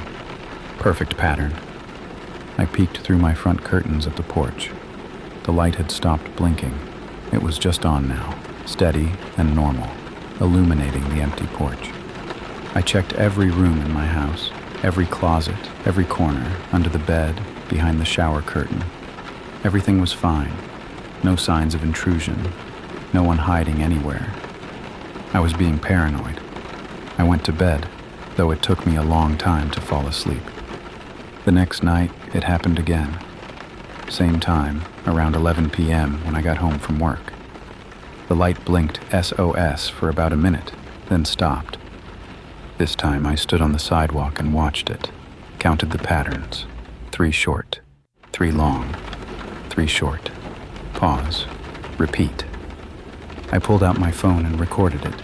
Proof that I wasn't making this up. When I played the video back, the pattern was clear as day. Someone was sending a distress signal from my porch light, but the house was empty. I'd checked again before going to work that morning. Every window was locked. Every door was secure. There was no one in my house. I called Mr. Peterson the next day, told him the porch light was malfunctioning. He said he'd send someone to look at it over the weekend. In the meantime, I could just turn off the breaker to that light if it was bothering me. But I didn't turn it off. I needed to know what was happening. Needed to understand who was sending that message and why. On Thursday night, the pattern changed. Instead of just SOS, the light blinked something longer, something more complex. I stood on my front lawn with my phone, recording, trying to decipher it. Short, long. Long, short, short, short. Short, long, short. Short. I went inside and pulled up a Morse code chart online, translated the pattern letter by letter, HELP. Then another sequence, ME. Help me. My hands were shaking. This wasn't a malfunction. This was someone trying to communicate. But who and from where? I looked at my porch light like I'd never seen it before. Just a standard fixture, a simple bulb in a weatherproof casing. There was no camera, no transmitter, no obvious way for someone to control it remotely. Unless someone had access to my electrical system. Unless someone was in my house, somewhere I hadn't looked, controlling the light, the basement. I hadn't checked the basement thoroughly. Just a quick glance when I did laundry, but there were storage areas down there, crawl spaces, places someone could hide. I grabbed a flashlight and a kitchen knife. Not that I knew how to use it, but it made me feel safer, and went down to the basement. The wooden stairs creaked under my feet. The single overhead bulb cast harsh shadows across the concrete floor and exposed pipes. I searched every corner, behind the furnace, in the storage room, behind the stacked boxes of Christmas decorations the previous tenant had left behind. Nothing. No one. But I found something else. Near the electrical panel, there were marks on the floor. Scuff marks, like something heavy had been dragged. And the panel itself was slightly ajar, the door not quite closed all the way. I opened it carefully. All the breakers were labeled in faded handwriting. Kitchen, living room, bedrooms, basement, and one labeled simply exterior. That would be the porch light. Someone had been here. Someone had accessed this panel. But when and why? I went back upstairs, locked the basement door behind me, and shoved a chair under the handle. Then I sat on my couch with all the lights on, waiting for 11 p.m. The light started blinking at 10:58 p.m. I was ready this time, standing by the front window, phone recording, notepad in hand. The message was longer tonight. I wrote down each pattern, translated each letter. TRAPPED, BASEMENT, WALLS. Trapped. Basement. Walls. Someone was claiming to be trapped in my basement walls, but that was impossible. I'd just been down there. I'd checked everywhere. There was no one, unless they were telling the truth, unless someone really was trapped somewhere I couldn't see. Behind the walls, in the crawl space, somewhere hidden. I thought about calling the police, but what would I tell them? That my porch light was blinking in Morse code? That someone might be trapped in my walls? They'd think I was crazy. I needed proof. Real proof. Friday morning, I called in sick to work. I wasn't sick, but I couldn't focus on drawing blood when someone might be trapped in my house. I had to know the truth. I went to a hardware store and bought a stud finder, a small sledgehammer, and a high-powered flashlight. If someone was in my walls, I was going to find them. Back at the house, I went down to the basement, started in the area near the electrical panel where I'd seen the scuff marks. I used the stud finder to map out the wall, looking for hollow spaces, anomalies, anything that shouldn't be there. Most of the basement walls were concrete foundation, solid. But one wall, the one on the north side, was framed and drywalled. That wall shouldn't be there. It created a gap between the drywall and the foundation, a space about 2 feet deep that ran the length of the basement. A space big enough for someone to be trapped in. I knocked on the drywall. It sounded hollow. I knocked again, harder. And from the other side, I heard a knock back. I dropped the hammer, stepped back. My heart was hammering in my chest. "Hello?" I called out. "Is someone there?" No response, just silence. I knocked again, 3 times. Short, short, short. After a moment, I heard 3 knocks back. Short, short, short. Someone was in there. Someone was really in there. "I'm going to get you out," I said, my voice shaking. Just hold on." I picked up the sledgehammer, found what looked like a weak point in the drywall and swung. The hammer punched through easily, creating a hole about the size of my fist. Dust and debris fell out. I made the hole bigger, swung again and again until I'd created an opening large enough to see through. I shone my flashlight into the gap. The space was narrow, maybe 2 feet wide, running the length of the basement. The concrete foundation wall was on one side, the drywall on the other. And in that narrow space, about 10 feet down from where I'd broken through, I saw something. A person, curled up on the ground, not moving. "Oh my God," I whispered. "Oh my God, I'm coming. Just hold on." I swung the hammer harder, faster, opening up the wall enough to climb through. I squeezed into the narrow space, my flashlight shaking in my hand. The person was a woman, maybe in her 30s. She was wearing dirty jeans and a t-shirt. Her hair was matted. Her lips were cracked and dry. She looked unconscious, but when my light hit her face, her eyes flickered open. She tried to speak, but nothing came out, just a dry rasp. "Don't talk," I said. "I'm getting you out. Can you move?" She shook her head weakly. Her leg was twisted at a wrong angle, broken, probably. She'd been trapped down here, unable to move, for who knows how long. "How long have you been here?" I asked. She held up fingers. 7 days. A week. This woman had been trapped in my basement walls for a week, and I'd had no idea. How was that possible? "I'm calling an ambulance," I said, pulling out my phone. No signal. Of course not. I was in a basement behind a concrete wall. "I'll be right back," I told her. "I'm going to get help. Just stay with me, okay?" She grabbed my wrist. Her grip was weak but desperate. She pulled me closer and whispered, "He put me here. He's still..." The lights went out. All of them. The basement, the upstairs, everything. Complete darkness except for my flashlight. And I heard footsteps above me. In my house. Slow, deliberate footsteps walking across my living room floor. Someone was in my house. The woman's grip on my wrist tightened. "Run," she whispered. "He knows you found me." My mind was racing. Who? Who put her here? How did they get in? The basement door opened.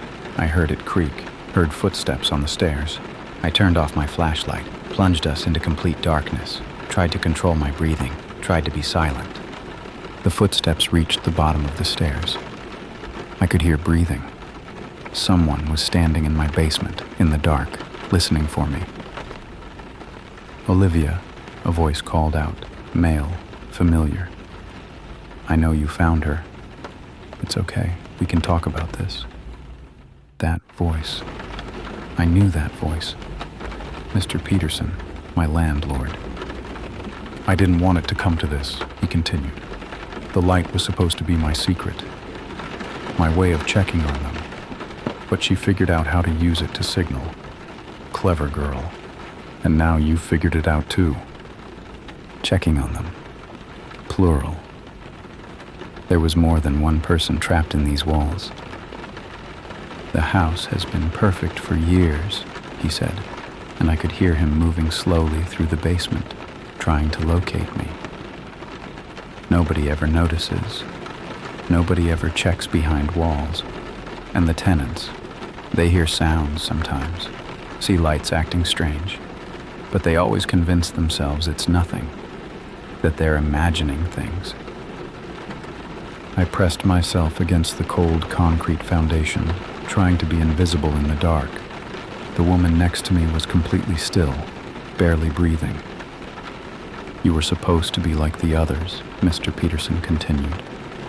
"Quiet, uncurious, just living your life, paying your rent, while I used the spaces in the walls for my collection. But you had to know Morse code. You had to understand what she was telling you." His footsteps were getting closer. He was near the electrical panel, near the hole I'd made in the wall. 7 women now, he said conversationally, like he was discussing the weather. 7 women who nobody missed. Homeless, mostly. Transients. People who disappear and nobody asks questions. I keep them for a while, study them, and then, well, the walls have to stay sealed eventually. can't have them signaling forever. I felt sick. This man had been trapping women in the walls of his rental properties, keeping them hidden, using them for God knows what. And I'd been living here for 6 months, completely unaware. The first few times, I made mistakes, he continued. Let them die too quickly. Didn't plan for the smell. But I've gotten better, more careful. This one lasted the longest. She was resourceful, figuring out how to manipulate the electrical system to control the light. I was almost impressed. He was right outside the hole now. I could see his silhouette against the faint light from the basement window. Come out, Olivia. Make this easy. You can join her. I'll keep you comfortable. Well, as comfortable as you can be in a 2-foot gap in the wall. I made a decision, turned on my flashlight and shone it directly in his face. He recoiled, bringing his hand up to shield his eyes. Run! I screamed to the woman. Go! But she couldn't run. Her leg was broken. She could barely move. I did the only thing I could think of. I charged at him with the flashlight, using it as a weapon, hitting him in the face. He stumbled backward, surprised. I squeezed through the hole in the wall, back into the main basement, ran for the stairs. My feet pounded on the wooden steps. Behind me, I could hear him coming, shouting. I reached the top of the stairs, slammed the basement door behind me, tried to lock it. But there was no lock, just a handle. I ran for the front door. It was locked. Deadbolt. I fumbled with it, my hands shaking. It wouldn't turn. Why wouldn't it turn? He'd locked me in from the outside. Somehow he'd locked every exit. I heard the basement door burst open. He was coming. The windows. I ran to the living room window, tried to open it. It wouldn't budge, painted shut or nailed down or something. I grabbed a lamp and swung it at the glass. The window shattered. Cold March air rushed in. I knocked out the remaining glass with the lamp base and started to climb through. Hands grabbed my ankle, pulled me back. I kicked, hard, felt my foot connect with something, heard a grunt of pain. His grip loosened. I kicked again, freed myself, and tumbled through the window onto my front lawn. Broken glass cut my arms, my hands. I didn't care. I ran to my neighbor's house, pounded on the door. Help! Call 911. Please. The porch light turned on. An elderly woman opened the door, took one look at me, bleeding, terrified, gasping, and immediately pulled me inside. What happened? Are you okay? There's a woman in my basement, I managed to gasp out. Trapped in the walls. And my landlord, he's the one who put her there. He tried to... She was already calling 911, describing the situation, giving my address. I collapsed on her couch, shaking, watching through her window as police cars arrived. 3 of them, lights flashing. Officers surrounded my house. I watched from the safety of my neighbor's living room as they went inside. As they brought Mr. Peterson out in handcuffs. As paramedics rushed in with a stretcher. They brought the woman out on a gurney. She was alive. Barely, but alive. As they loaded her into the ambulance, she looked toward where I was watching and raised her hand slightly. A small wave. A thank you. Then they brought out something else. Body bags. 3 of them. They'd found the others. The ones who hadn't survived. The ones who'd been sealed in the walls and left to die. The police questioned me for hours. I told them everything. About the porch light blinking in Morse code. About finding the woman in the wall. About Mr. Peterson's confession. They searched all of his properties. He owned 6 rental houses in the area. They found evidence in all of them. Modified walls creating hidden spaces. Electrical systems rigged so he could control the lights remotely, monitor his victims. Restraints. Supplies. A whole system he'd developed over the course of a decade. The woman I saved was named Jennifer. She'd been homeless, living in her car, when Peterson approached her with an offer of temporary housing in exchange for some light maintenance work. She'd accepted, desperate for shelter. He'd drugged her coffee, trapped her in the wall, and kept her there for a week. She was the lucky one. The others hadn't survived long enough to figure out how to signal for help. The investigation uncovered 7 victims total. 4 dead, 3, including Jennifer, who survived. The other 2 survivors had been trapped in walls at different properties. They'd been there for days, unable to signal, unable to escape, while tenants lived their normal lives just feet away. Peterson confessed to everything, seemed almost proud of his system. He'd been doing it for 12 years, he said, had perfected his method. The walls were soundproofed well enough that screams didn't carry. The spaces were hidden well enough that home inspections never found them, and the tenants never questioned strange sounds or lights because people always rationalize the unexplainable. He's awaiting trial now. Multiple counts of kidnapping, false imprisonment, and murder. He won't see the outside of a prison ever again. I moved out of that house immediately. Broke the lease. Didn't care about the penalties. I couldn't sleep there. Couldn't even think about being in that space, knowing what had been happening in the walls around me. Jennifer survived. She's in physical therapy for her leg, working with trauma counselors, trying to rebuild her life.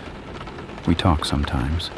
She says she owes me her life, but I tell her she saved herself. She's the one who figured out how to manipulate the electrical system. She's the one who knew Morse code, learned it from a brother in the military. She's the one who refused to give up. I just happen to remember what my grandfather taught me. That communication is survival.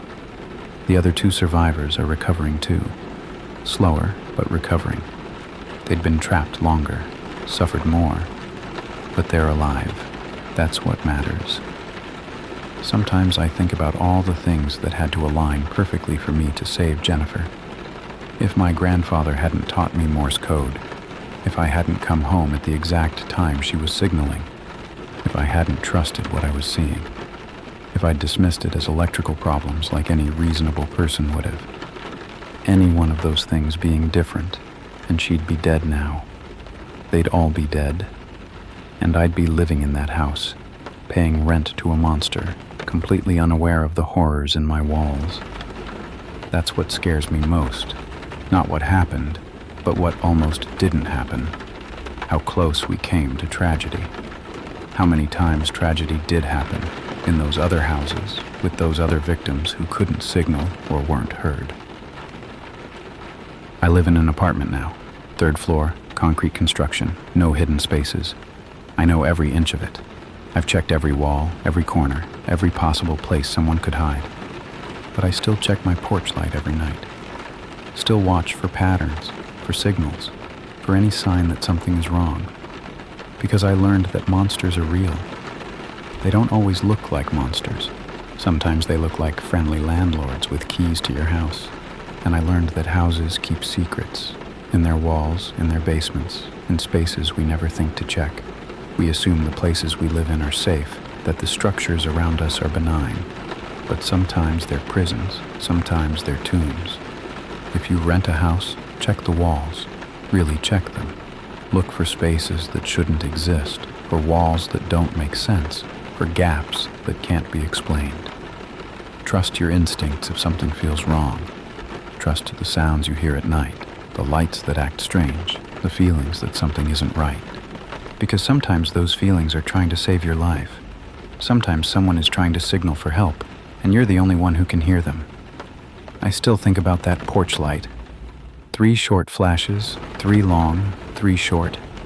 SOS-A, cry for help in a language most people have forgotten. But I remembered. And because I remembered, Jennifer is alive. Because my grandfather taught me that communication is survival, and because I paid attention when something seemed wrong, 4 people are still breathing today. So learn Morse code, learn sign language, learn any form of communication you can. Because you never know when someone might need to signal for help. You never know when you might be the only person who can understand. And if you see a light blinking in a strange pattern, don't assume it's broken. Don't assume it's nothing. Pay attention. Decode it. Understand it.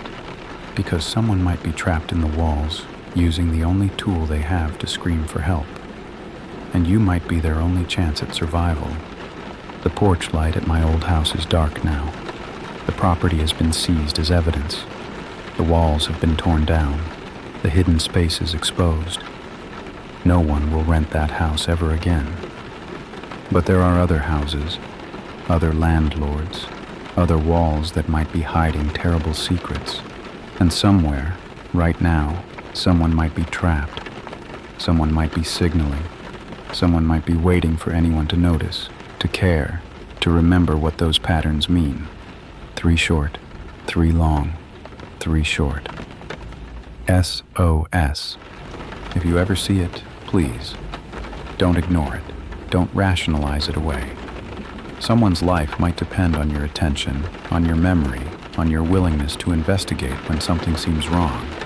Because the scariest monsters aren't the ones who break into our homes. They're the ones who have keys. The ones we trust. The ones who hide in plain sight and use our assumptions against us.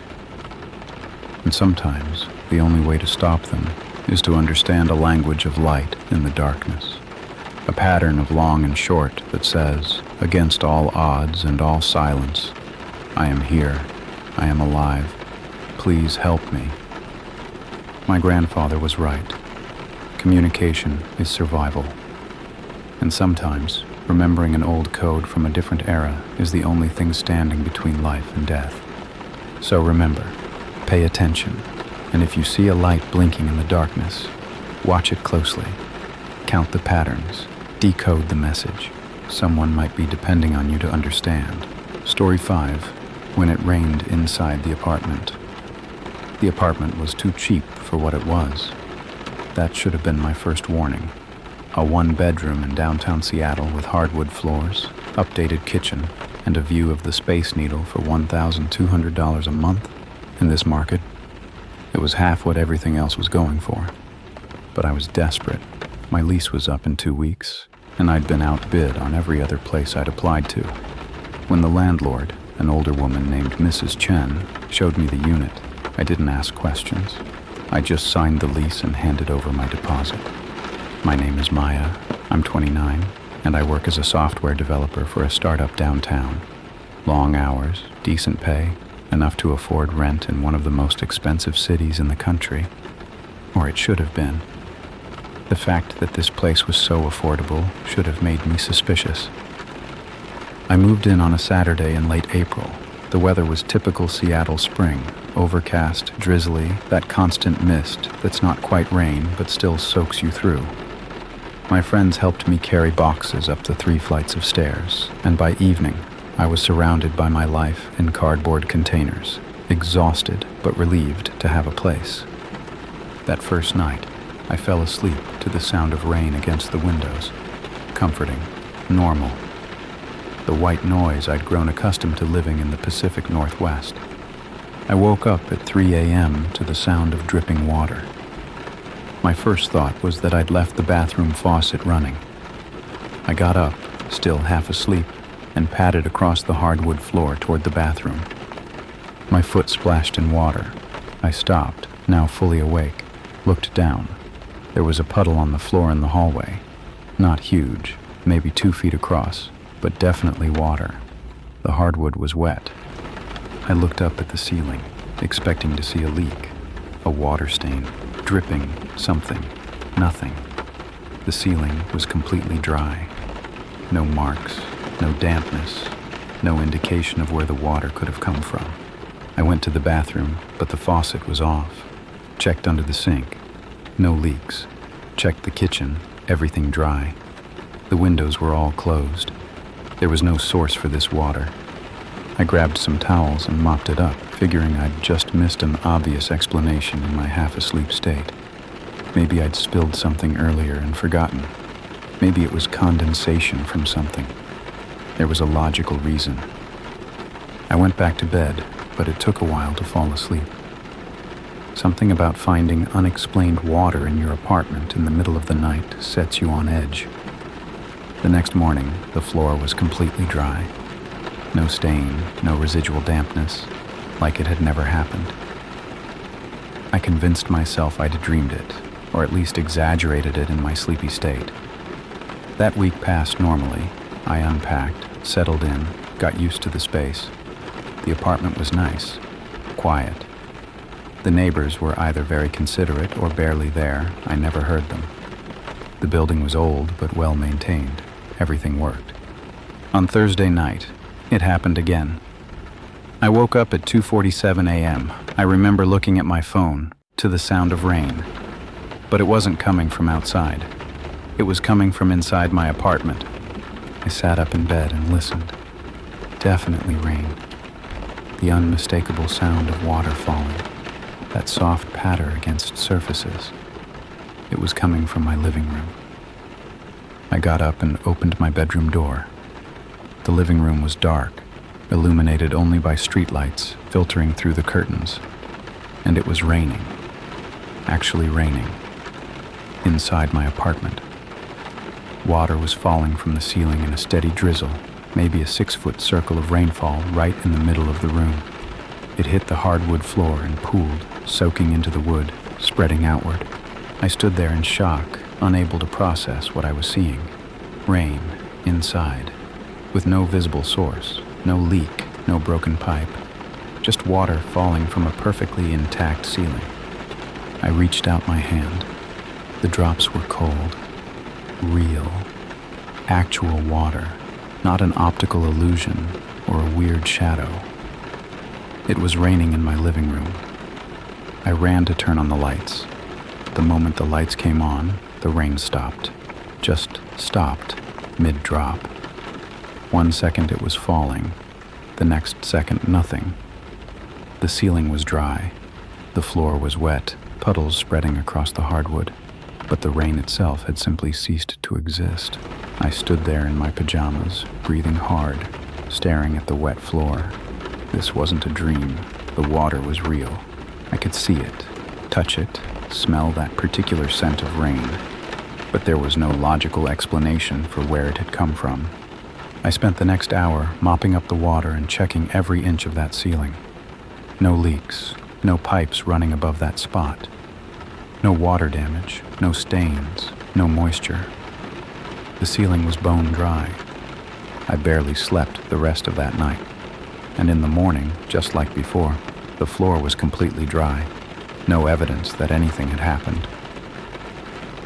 I called Mrs. Chen that morning, tried to explain what had happened without sounding crazy. "There's water appearing in my apartment at night," I said. "I think there might be a leak somewhere. Maybe in the unit above me?" "There is no unit above you," she said. Her voice was flat, emotionless. "You're on the top floor, just the roof above you." "Then maybe the roof is leaking." "The roof is fine. It was just inspected last month." A pause. "Is the water causing damage?" "No, it dries up by morning, but it's concerning. Water appearing from nowhere. If there's no damage, there's nothing to fix." She said it quickly, almost rehearsed, like she'd had this conversation before. "Let me know if anything is damaged." She hung up before I could respond. I stood there holding my phone, feeling a creeping sense of unease. Something about her tone, the way she'd cut me off, the way she'd emphasized if there's no damage, like that was the only thing that mattered. I went to work, tried to focus on code, but my mind kept drifting back to the apartment, to that impossible rain falling from a dry ceiling, to the way it had stopped the instant I turned on the light. That night, I decided to stay up, to see if it happened again, to record it this time, have proof. I set up my phone on a tripod aimed at the living room, hit record, and waited. Sat on my couch in the dark, watching, listening. At 2:30 a.m., I heard it. That soft, pattering sound. I didn't move, didn't turn on the light. Just listened as the rain started. In the darkness, I could barely see it, but I could hear it clearly. Water falling, hitting the floor, that rhythmic sound. I looked at my phone screen. The camera's night vision mode showed something falling, but the image was grainy, unclear. I wanted to turn on the light to see it better, to get clearer footage. But I remembered how it had stopped last time when I'd hit the lights. I needed to let it continue. Needed to document how long it lasted, what pattern it followed. The rain continued for about 5 minutes. Then I heard something else. Under the sound of falling water, there was another sound. A voice. Soft, distant, but definitely a voice. A woman's voice, I thought. Speaking words I couldn't quite make out. My skin prickled. I stayed very still, straining to hear. The voice came again, clearer this time. It was crying, a woman crying, the sound mixing with the rain. Quiet, desperate sobs. I couldn't take it anymore. I reached for the light switch. The moment the light came on, everything stopped. The rain, the voice, all of it. Silence. And once again, a soaking wet floor with no visible source. I grabbed my phone and stopped the recording. Played it back immediately, desperate to see what I'd captured. The video showed the dark living room. The night vision made everything green and grainy. And there, I could see it clearly in the footage. Rain falling from the ceiling. Actual rain, visible even in night vision mode, falling, splashing on the floor, creating puddles. But there was something else, something I hadn't noticed while it was happening. In the video, for just a few seconds before I turned on the light, there was a shadow, a human-shaped shadow standing in the rain, just standing there, motionless. And then the light came on in the video, and everything disappeared. The shadow, the rain, all gone in an instant. I watched the video 3 more times. That shadow was definitely there. A person-shaped void in the darkness, standing in the falling rain, there one moment and gone the next. Someone or something was in my apartment when it rained. I didn't sleep at all that night. Sat on my couch with all the lights on, door locked, windows checked. Nothing happened. The rain only came in darkness. The next day, I started researching the building, looking for its history, any news articles, anything that might explain what was happening. I found it after about 2 hours of searching. A news article from 7 years ago. The headline made my stomach drop. Woman found dead in Capitol Hill apartment after week-long downpour. I read the article with growing horror. A woman named Jennifer Reeves, 32, had been found dead in her apartment after neighbors reported water leaking into the units below. When police entered, they found her apartment had been flooding for days. A burst pipe in the ceiling had been pouring water into the living room, and she'd apparently slipped in the water, hit her head, and drowned in the shallow puddle. The article listed the address, my building. I scrolled down to find the unit number, 3B, my apartment. Jennifer Reeves had died in my living room, drowned in water from a burst pipe. 7 years ago. I felt sick. The rain inside my apartment, the crying I'd heard, the shadow standing in the water. It wasn't a leak. It was her. A memory of what had happened playing out over and over. But why now? Why after 7 years? Had previous tenants experienced this too? Is that why the rent was so cheap? I called Mrs. Chen again. This time, I was direct. A woman died in this apartment 7 years ago. Jennifer Reeves. Why didn't you disclose that? Silence on the other end. Then, I don't have to disclose deaths that occurred more than 3 years ago. It's not legally required. But you knew. You knew, and you rented it to me anyway. The apartment is safe. Structurally sound. The pipe that burst was repaired. There's no danger. There's something wrong with this place. It rains inside. At night. I've seen it. Recorded it. Ms. Martinez, she interrupted, her voice cold now. Your lease is for 1 year. You signed it. If you break the lease early, you'll forfeit your deposit and owe penalties. I suggest you fulfill your obligation. She hung up. I stood there shaking with anger and fear. She knew. She'd known all along that something was wrong with this apartment. That's why it was so cheap. That's why she'd been so eager to rent it to me with minimal questions. I looked up tenant rights in Washington state. She was right about disclosure laws. Deaths older than 3 years didn't have to be mentioned, and breaking my lease would cost me thousands I didn't have. I was stuck here, stuck in an apartment where it rained at night, where a dead woman's memory played out in the darkness, where something, ghost, residual haunting, whatever you wanted to call it, recreated its own death over and over. I tried to adapt. I know how that sounds. How do you adapt to paranormal activity? But what choice did I have? I couldn't afford to break the lease. Couldn't afford a hotel for months while I searched for a new place. So I tried to live with it. I started sleeping with the lights on. The rain never came when the lights were on. As long as I kept the apartment illuminated, everything stayed normal. But I couldn't sleep with lights on forever. After a week, the exhaustion and the headaches were too much. I needed real sleep. I needed darkness. So I let it happen. Let the rain come at night. I'd wake up to the sound of water falling in my living room, hear the soft crying, know that Shadow was standing there in the darkness. I'd get up, turn on the lights, mop up the water, and go back to bed. It became routine. Horrifying, but routine. The ghost, because that's what it was, I'd accepted that, had its pattern. Between 2 and 3 a.m., the rain would fall for about 10 minutes. The crying would start a few minutes in. The shadow would appear toward the end. Then I'd turn on the lights, and it would all disappear. It happened 4 or 5 times a week. Not every night, but most nights. On the nights it didn't happen, I'd lie awake waiting for it, unable to relax. My friends noticed I was tired, stressed. I couldn't tell them the truth. Who would believe me? So I made excuses.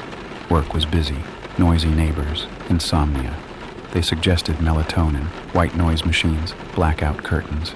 If only it were that simple. 3 weeks after I moved in, the pattern changed. The rain came earlier, at 1 a.m. instead of 2 or 3, and it lasted longer, maybe 15 minutes instead of 10. The crying was louder, more desperate. I stood in my bedroom doorway, watching the rain fall in my living room, listening to those heartbroken sobs. The shadow stood in the rain, not moving, just there, present. "Jennifer?" I said softly. "Is that you? Jennifer Reeves?" The crying stopped. The rain continued, but the sobbing cut off abruptly. The shadow turned toward me. I couldn't see a face, couldn't see features, just that human-shaped darkness. But it was looking at me now. "I know what happened to you," I continued, my voice shaking. "I'm sorry. I'm so sorry you died here." The shadow moved, glided across the wet floor toward me. The rain continued to fall around it, but it didn't seem affected by the water. It moved smoothly, silently, getting closer. I backed up into my bedroom, my hand reaching for the light switch. The shadow stopped at the doorway, just stood there, that void in the shape of a person, blocking the entrance to my room. "Please," I whispered. "Please, I don't want to hurt you. I just want to understand. What do you want?" The shadow raised one arm, pointed. Not at me. At something behind me. I turned slowly. My bedroom window. It was pointing at my bedroom window. The window that overlooked the fire escape. The window that was always locked because I was on the 3rd floor and worried about break-ins. "You want me to open it?" I asked. The shadow didn't move, just kept pointing. With trembling hands, I went to the window and unlocked it, pushed it open. Cold night air rushed in, carrying the scent of rain from outside. Real rain. It was drizzling in Seattle, like it always was. Behind me, I heard the sound of water falling intensify. I turned back to see the rain in my living room had become a downpour. Heavy rain, the kind that drenches you in seconds. The shadow still stood in my doorway, but now it was becoming clearer. I could see details: long hair, plastered to the head by rain, a simple dress or nightgown, soaked through, a face that was pale, slack, eyes closed. Jennifer. This was Jennifer Reeves, the woman who had drowned in my living room 7 years ago. Her eyes opened. They were empty. Not evil, not angry, just empty. Hollow. The eyes of someone who'd been stuck in the worst moment of their life for years, playing it out over and over with no escape. She moved through the doorway into my room, her feet not quite touching the ground, water dripping from her clothes even though she wasn't solid. The rain followed her, falling now in my bedroom too, soaking everything. I pressed myself against the wall next to the open window. "What do you want? Please, tell me what you want." She moved past me toward the window, stood at the opening, rain falling around her, and looked out at the night, at the fire escape, at the way down, and then I understood. "You couldn't get out," I said. "When the pipe burst, when the apartment was flooding, you tried to escape, but you couldn't. You slipped, you fell, and you drowned before you could reach the door or the window or any way out." She turned to look at me. Water streamed down her face. Whether it was rain or tears, I couldn't tell. But there was such sadness in those hollow eyes. Such desperate, trapped sadness. "You're stuck here," I continued.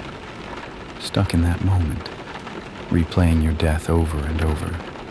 You can't leave because you never found the way out."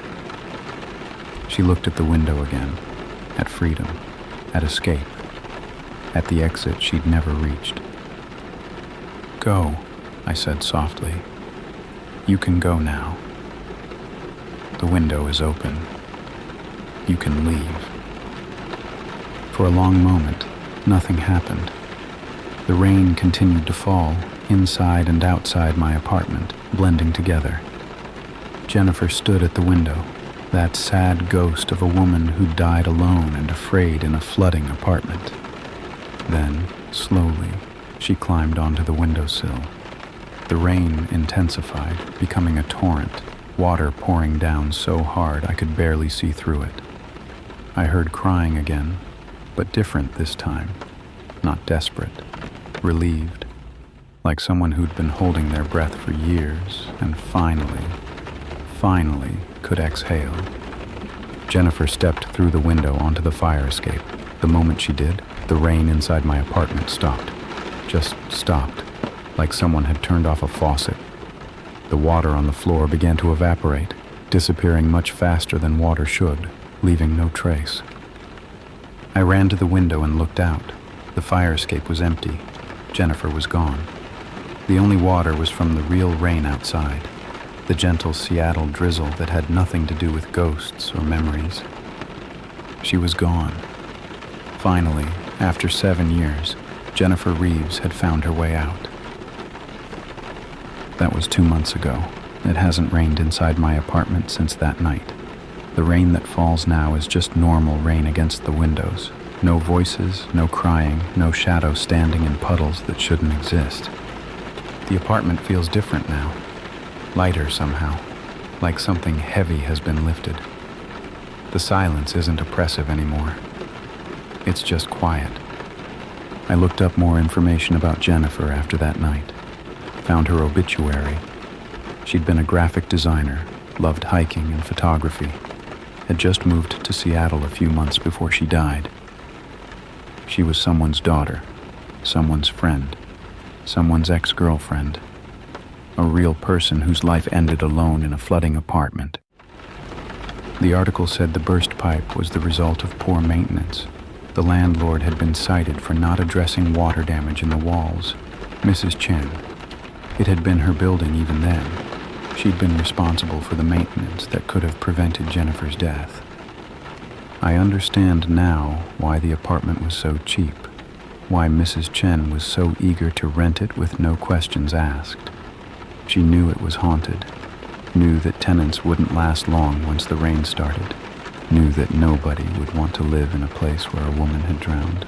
But she also knew that she couldn't be sued for ghosts, that there was no law requiring disclosure of paranormal activity, that she could keep renting that apartment over and over to desperate people like me, collecting rent until we broke and moved out, forfeiting our deposits. I could move out now. I probably should. But something keeps me here. Maybe it's stubbornness. Maybe it's the feeling that Jennifer chose me to help her, that out of all the tenants who'd lived here over 7 years, I was the one who understood, who listened, who opened the window. The apartment is peaceful now.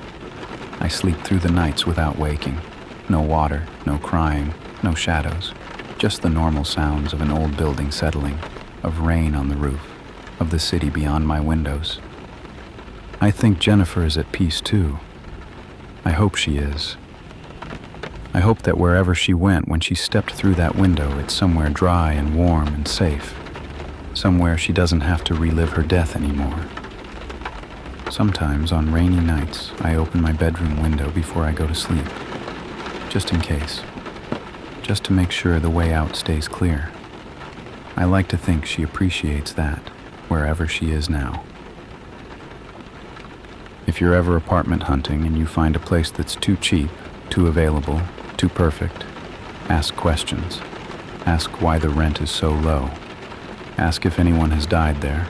Ask if previous tenants left suddenly. And if your landlord hesitates, if they change the subject, if they assure you too quickly that everything is fine, walk away. Some bargains aren't worth it. Some places are cheap for very good reasons. But if you do end up in a haunted apartment, if you find yourself dealing with something that shouldn't exist according to the laws of nature, try talking to it. Try understanding what it wants. Try helping it. Because sometimes ghosts aren't evil. Sometimes they're just stuck, trapped in the worst moment of their existence, unable to move forward, unable to let go. Sometimes they just need someone to understand, someone to open a window, someone to show them the way out. I helped Jennifer Reeves find her way out of my apartment, and in doing that, I found a kind of peace too, an understanding that the world is stranger than we want to believe, that death isn't always the end, that sometimes people leave echoes behind, and those echoes need help to fade. The rain still falls in Seattle, heavy some days, light others, that constant dampness that defines the Pacific Northwest. But it falls outside now, where it belongs. Not in my living room, not from a bone-dry ceiling, not from memories of a woman who drowned alone 7 years ago. The apartment is just an apartment now. Old hardwood floors, updated kitchen, view of the Space Needle. Nothing special, nothing supernatural. Just a place to live that's finally free of the tragedy that haunted it.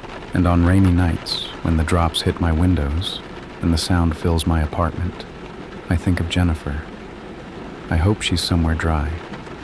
I hope she's somewhere safe. I hope she finally found what she was looking for when she stepped through that window into the night. I hope she found her way home, because everyone deserves to go home eventually. Even ghosts.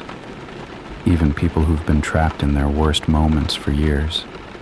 Even shadows standing in impossible rain, crying for help that nobody heard, until someone finally listened, until someone finally understood, until someone finally opened the window and let them go. When it rained inside my apartment, it was terrifying, but it was also a message, a plea for help from someone who couldn't ask any other way, and I'm glad I was there to hear it. Glad I was brave enough or stupid enough to stay and listen instead of running away. Some hauntings aren't meant to scare you. Some are meant to teach you something, to show you that compassion matters, even for the dead, that understanding matters, that sometimes the most frightening thing isn't the ghost. It's the thought of being trapped like that, reliving your worst moment, unable to escape. I gave Jennifer her escape, and she gave me a lesson I'll never forget. When something impossible happens, when the world breaks its own rules, don't just run, don't just hide. Sometimes try to understand, Try to help, because sometimes that's all anyone needs, living or dead. Just someone who understands, someone who opens the window, someone who shows them the way out of the rain.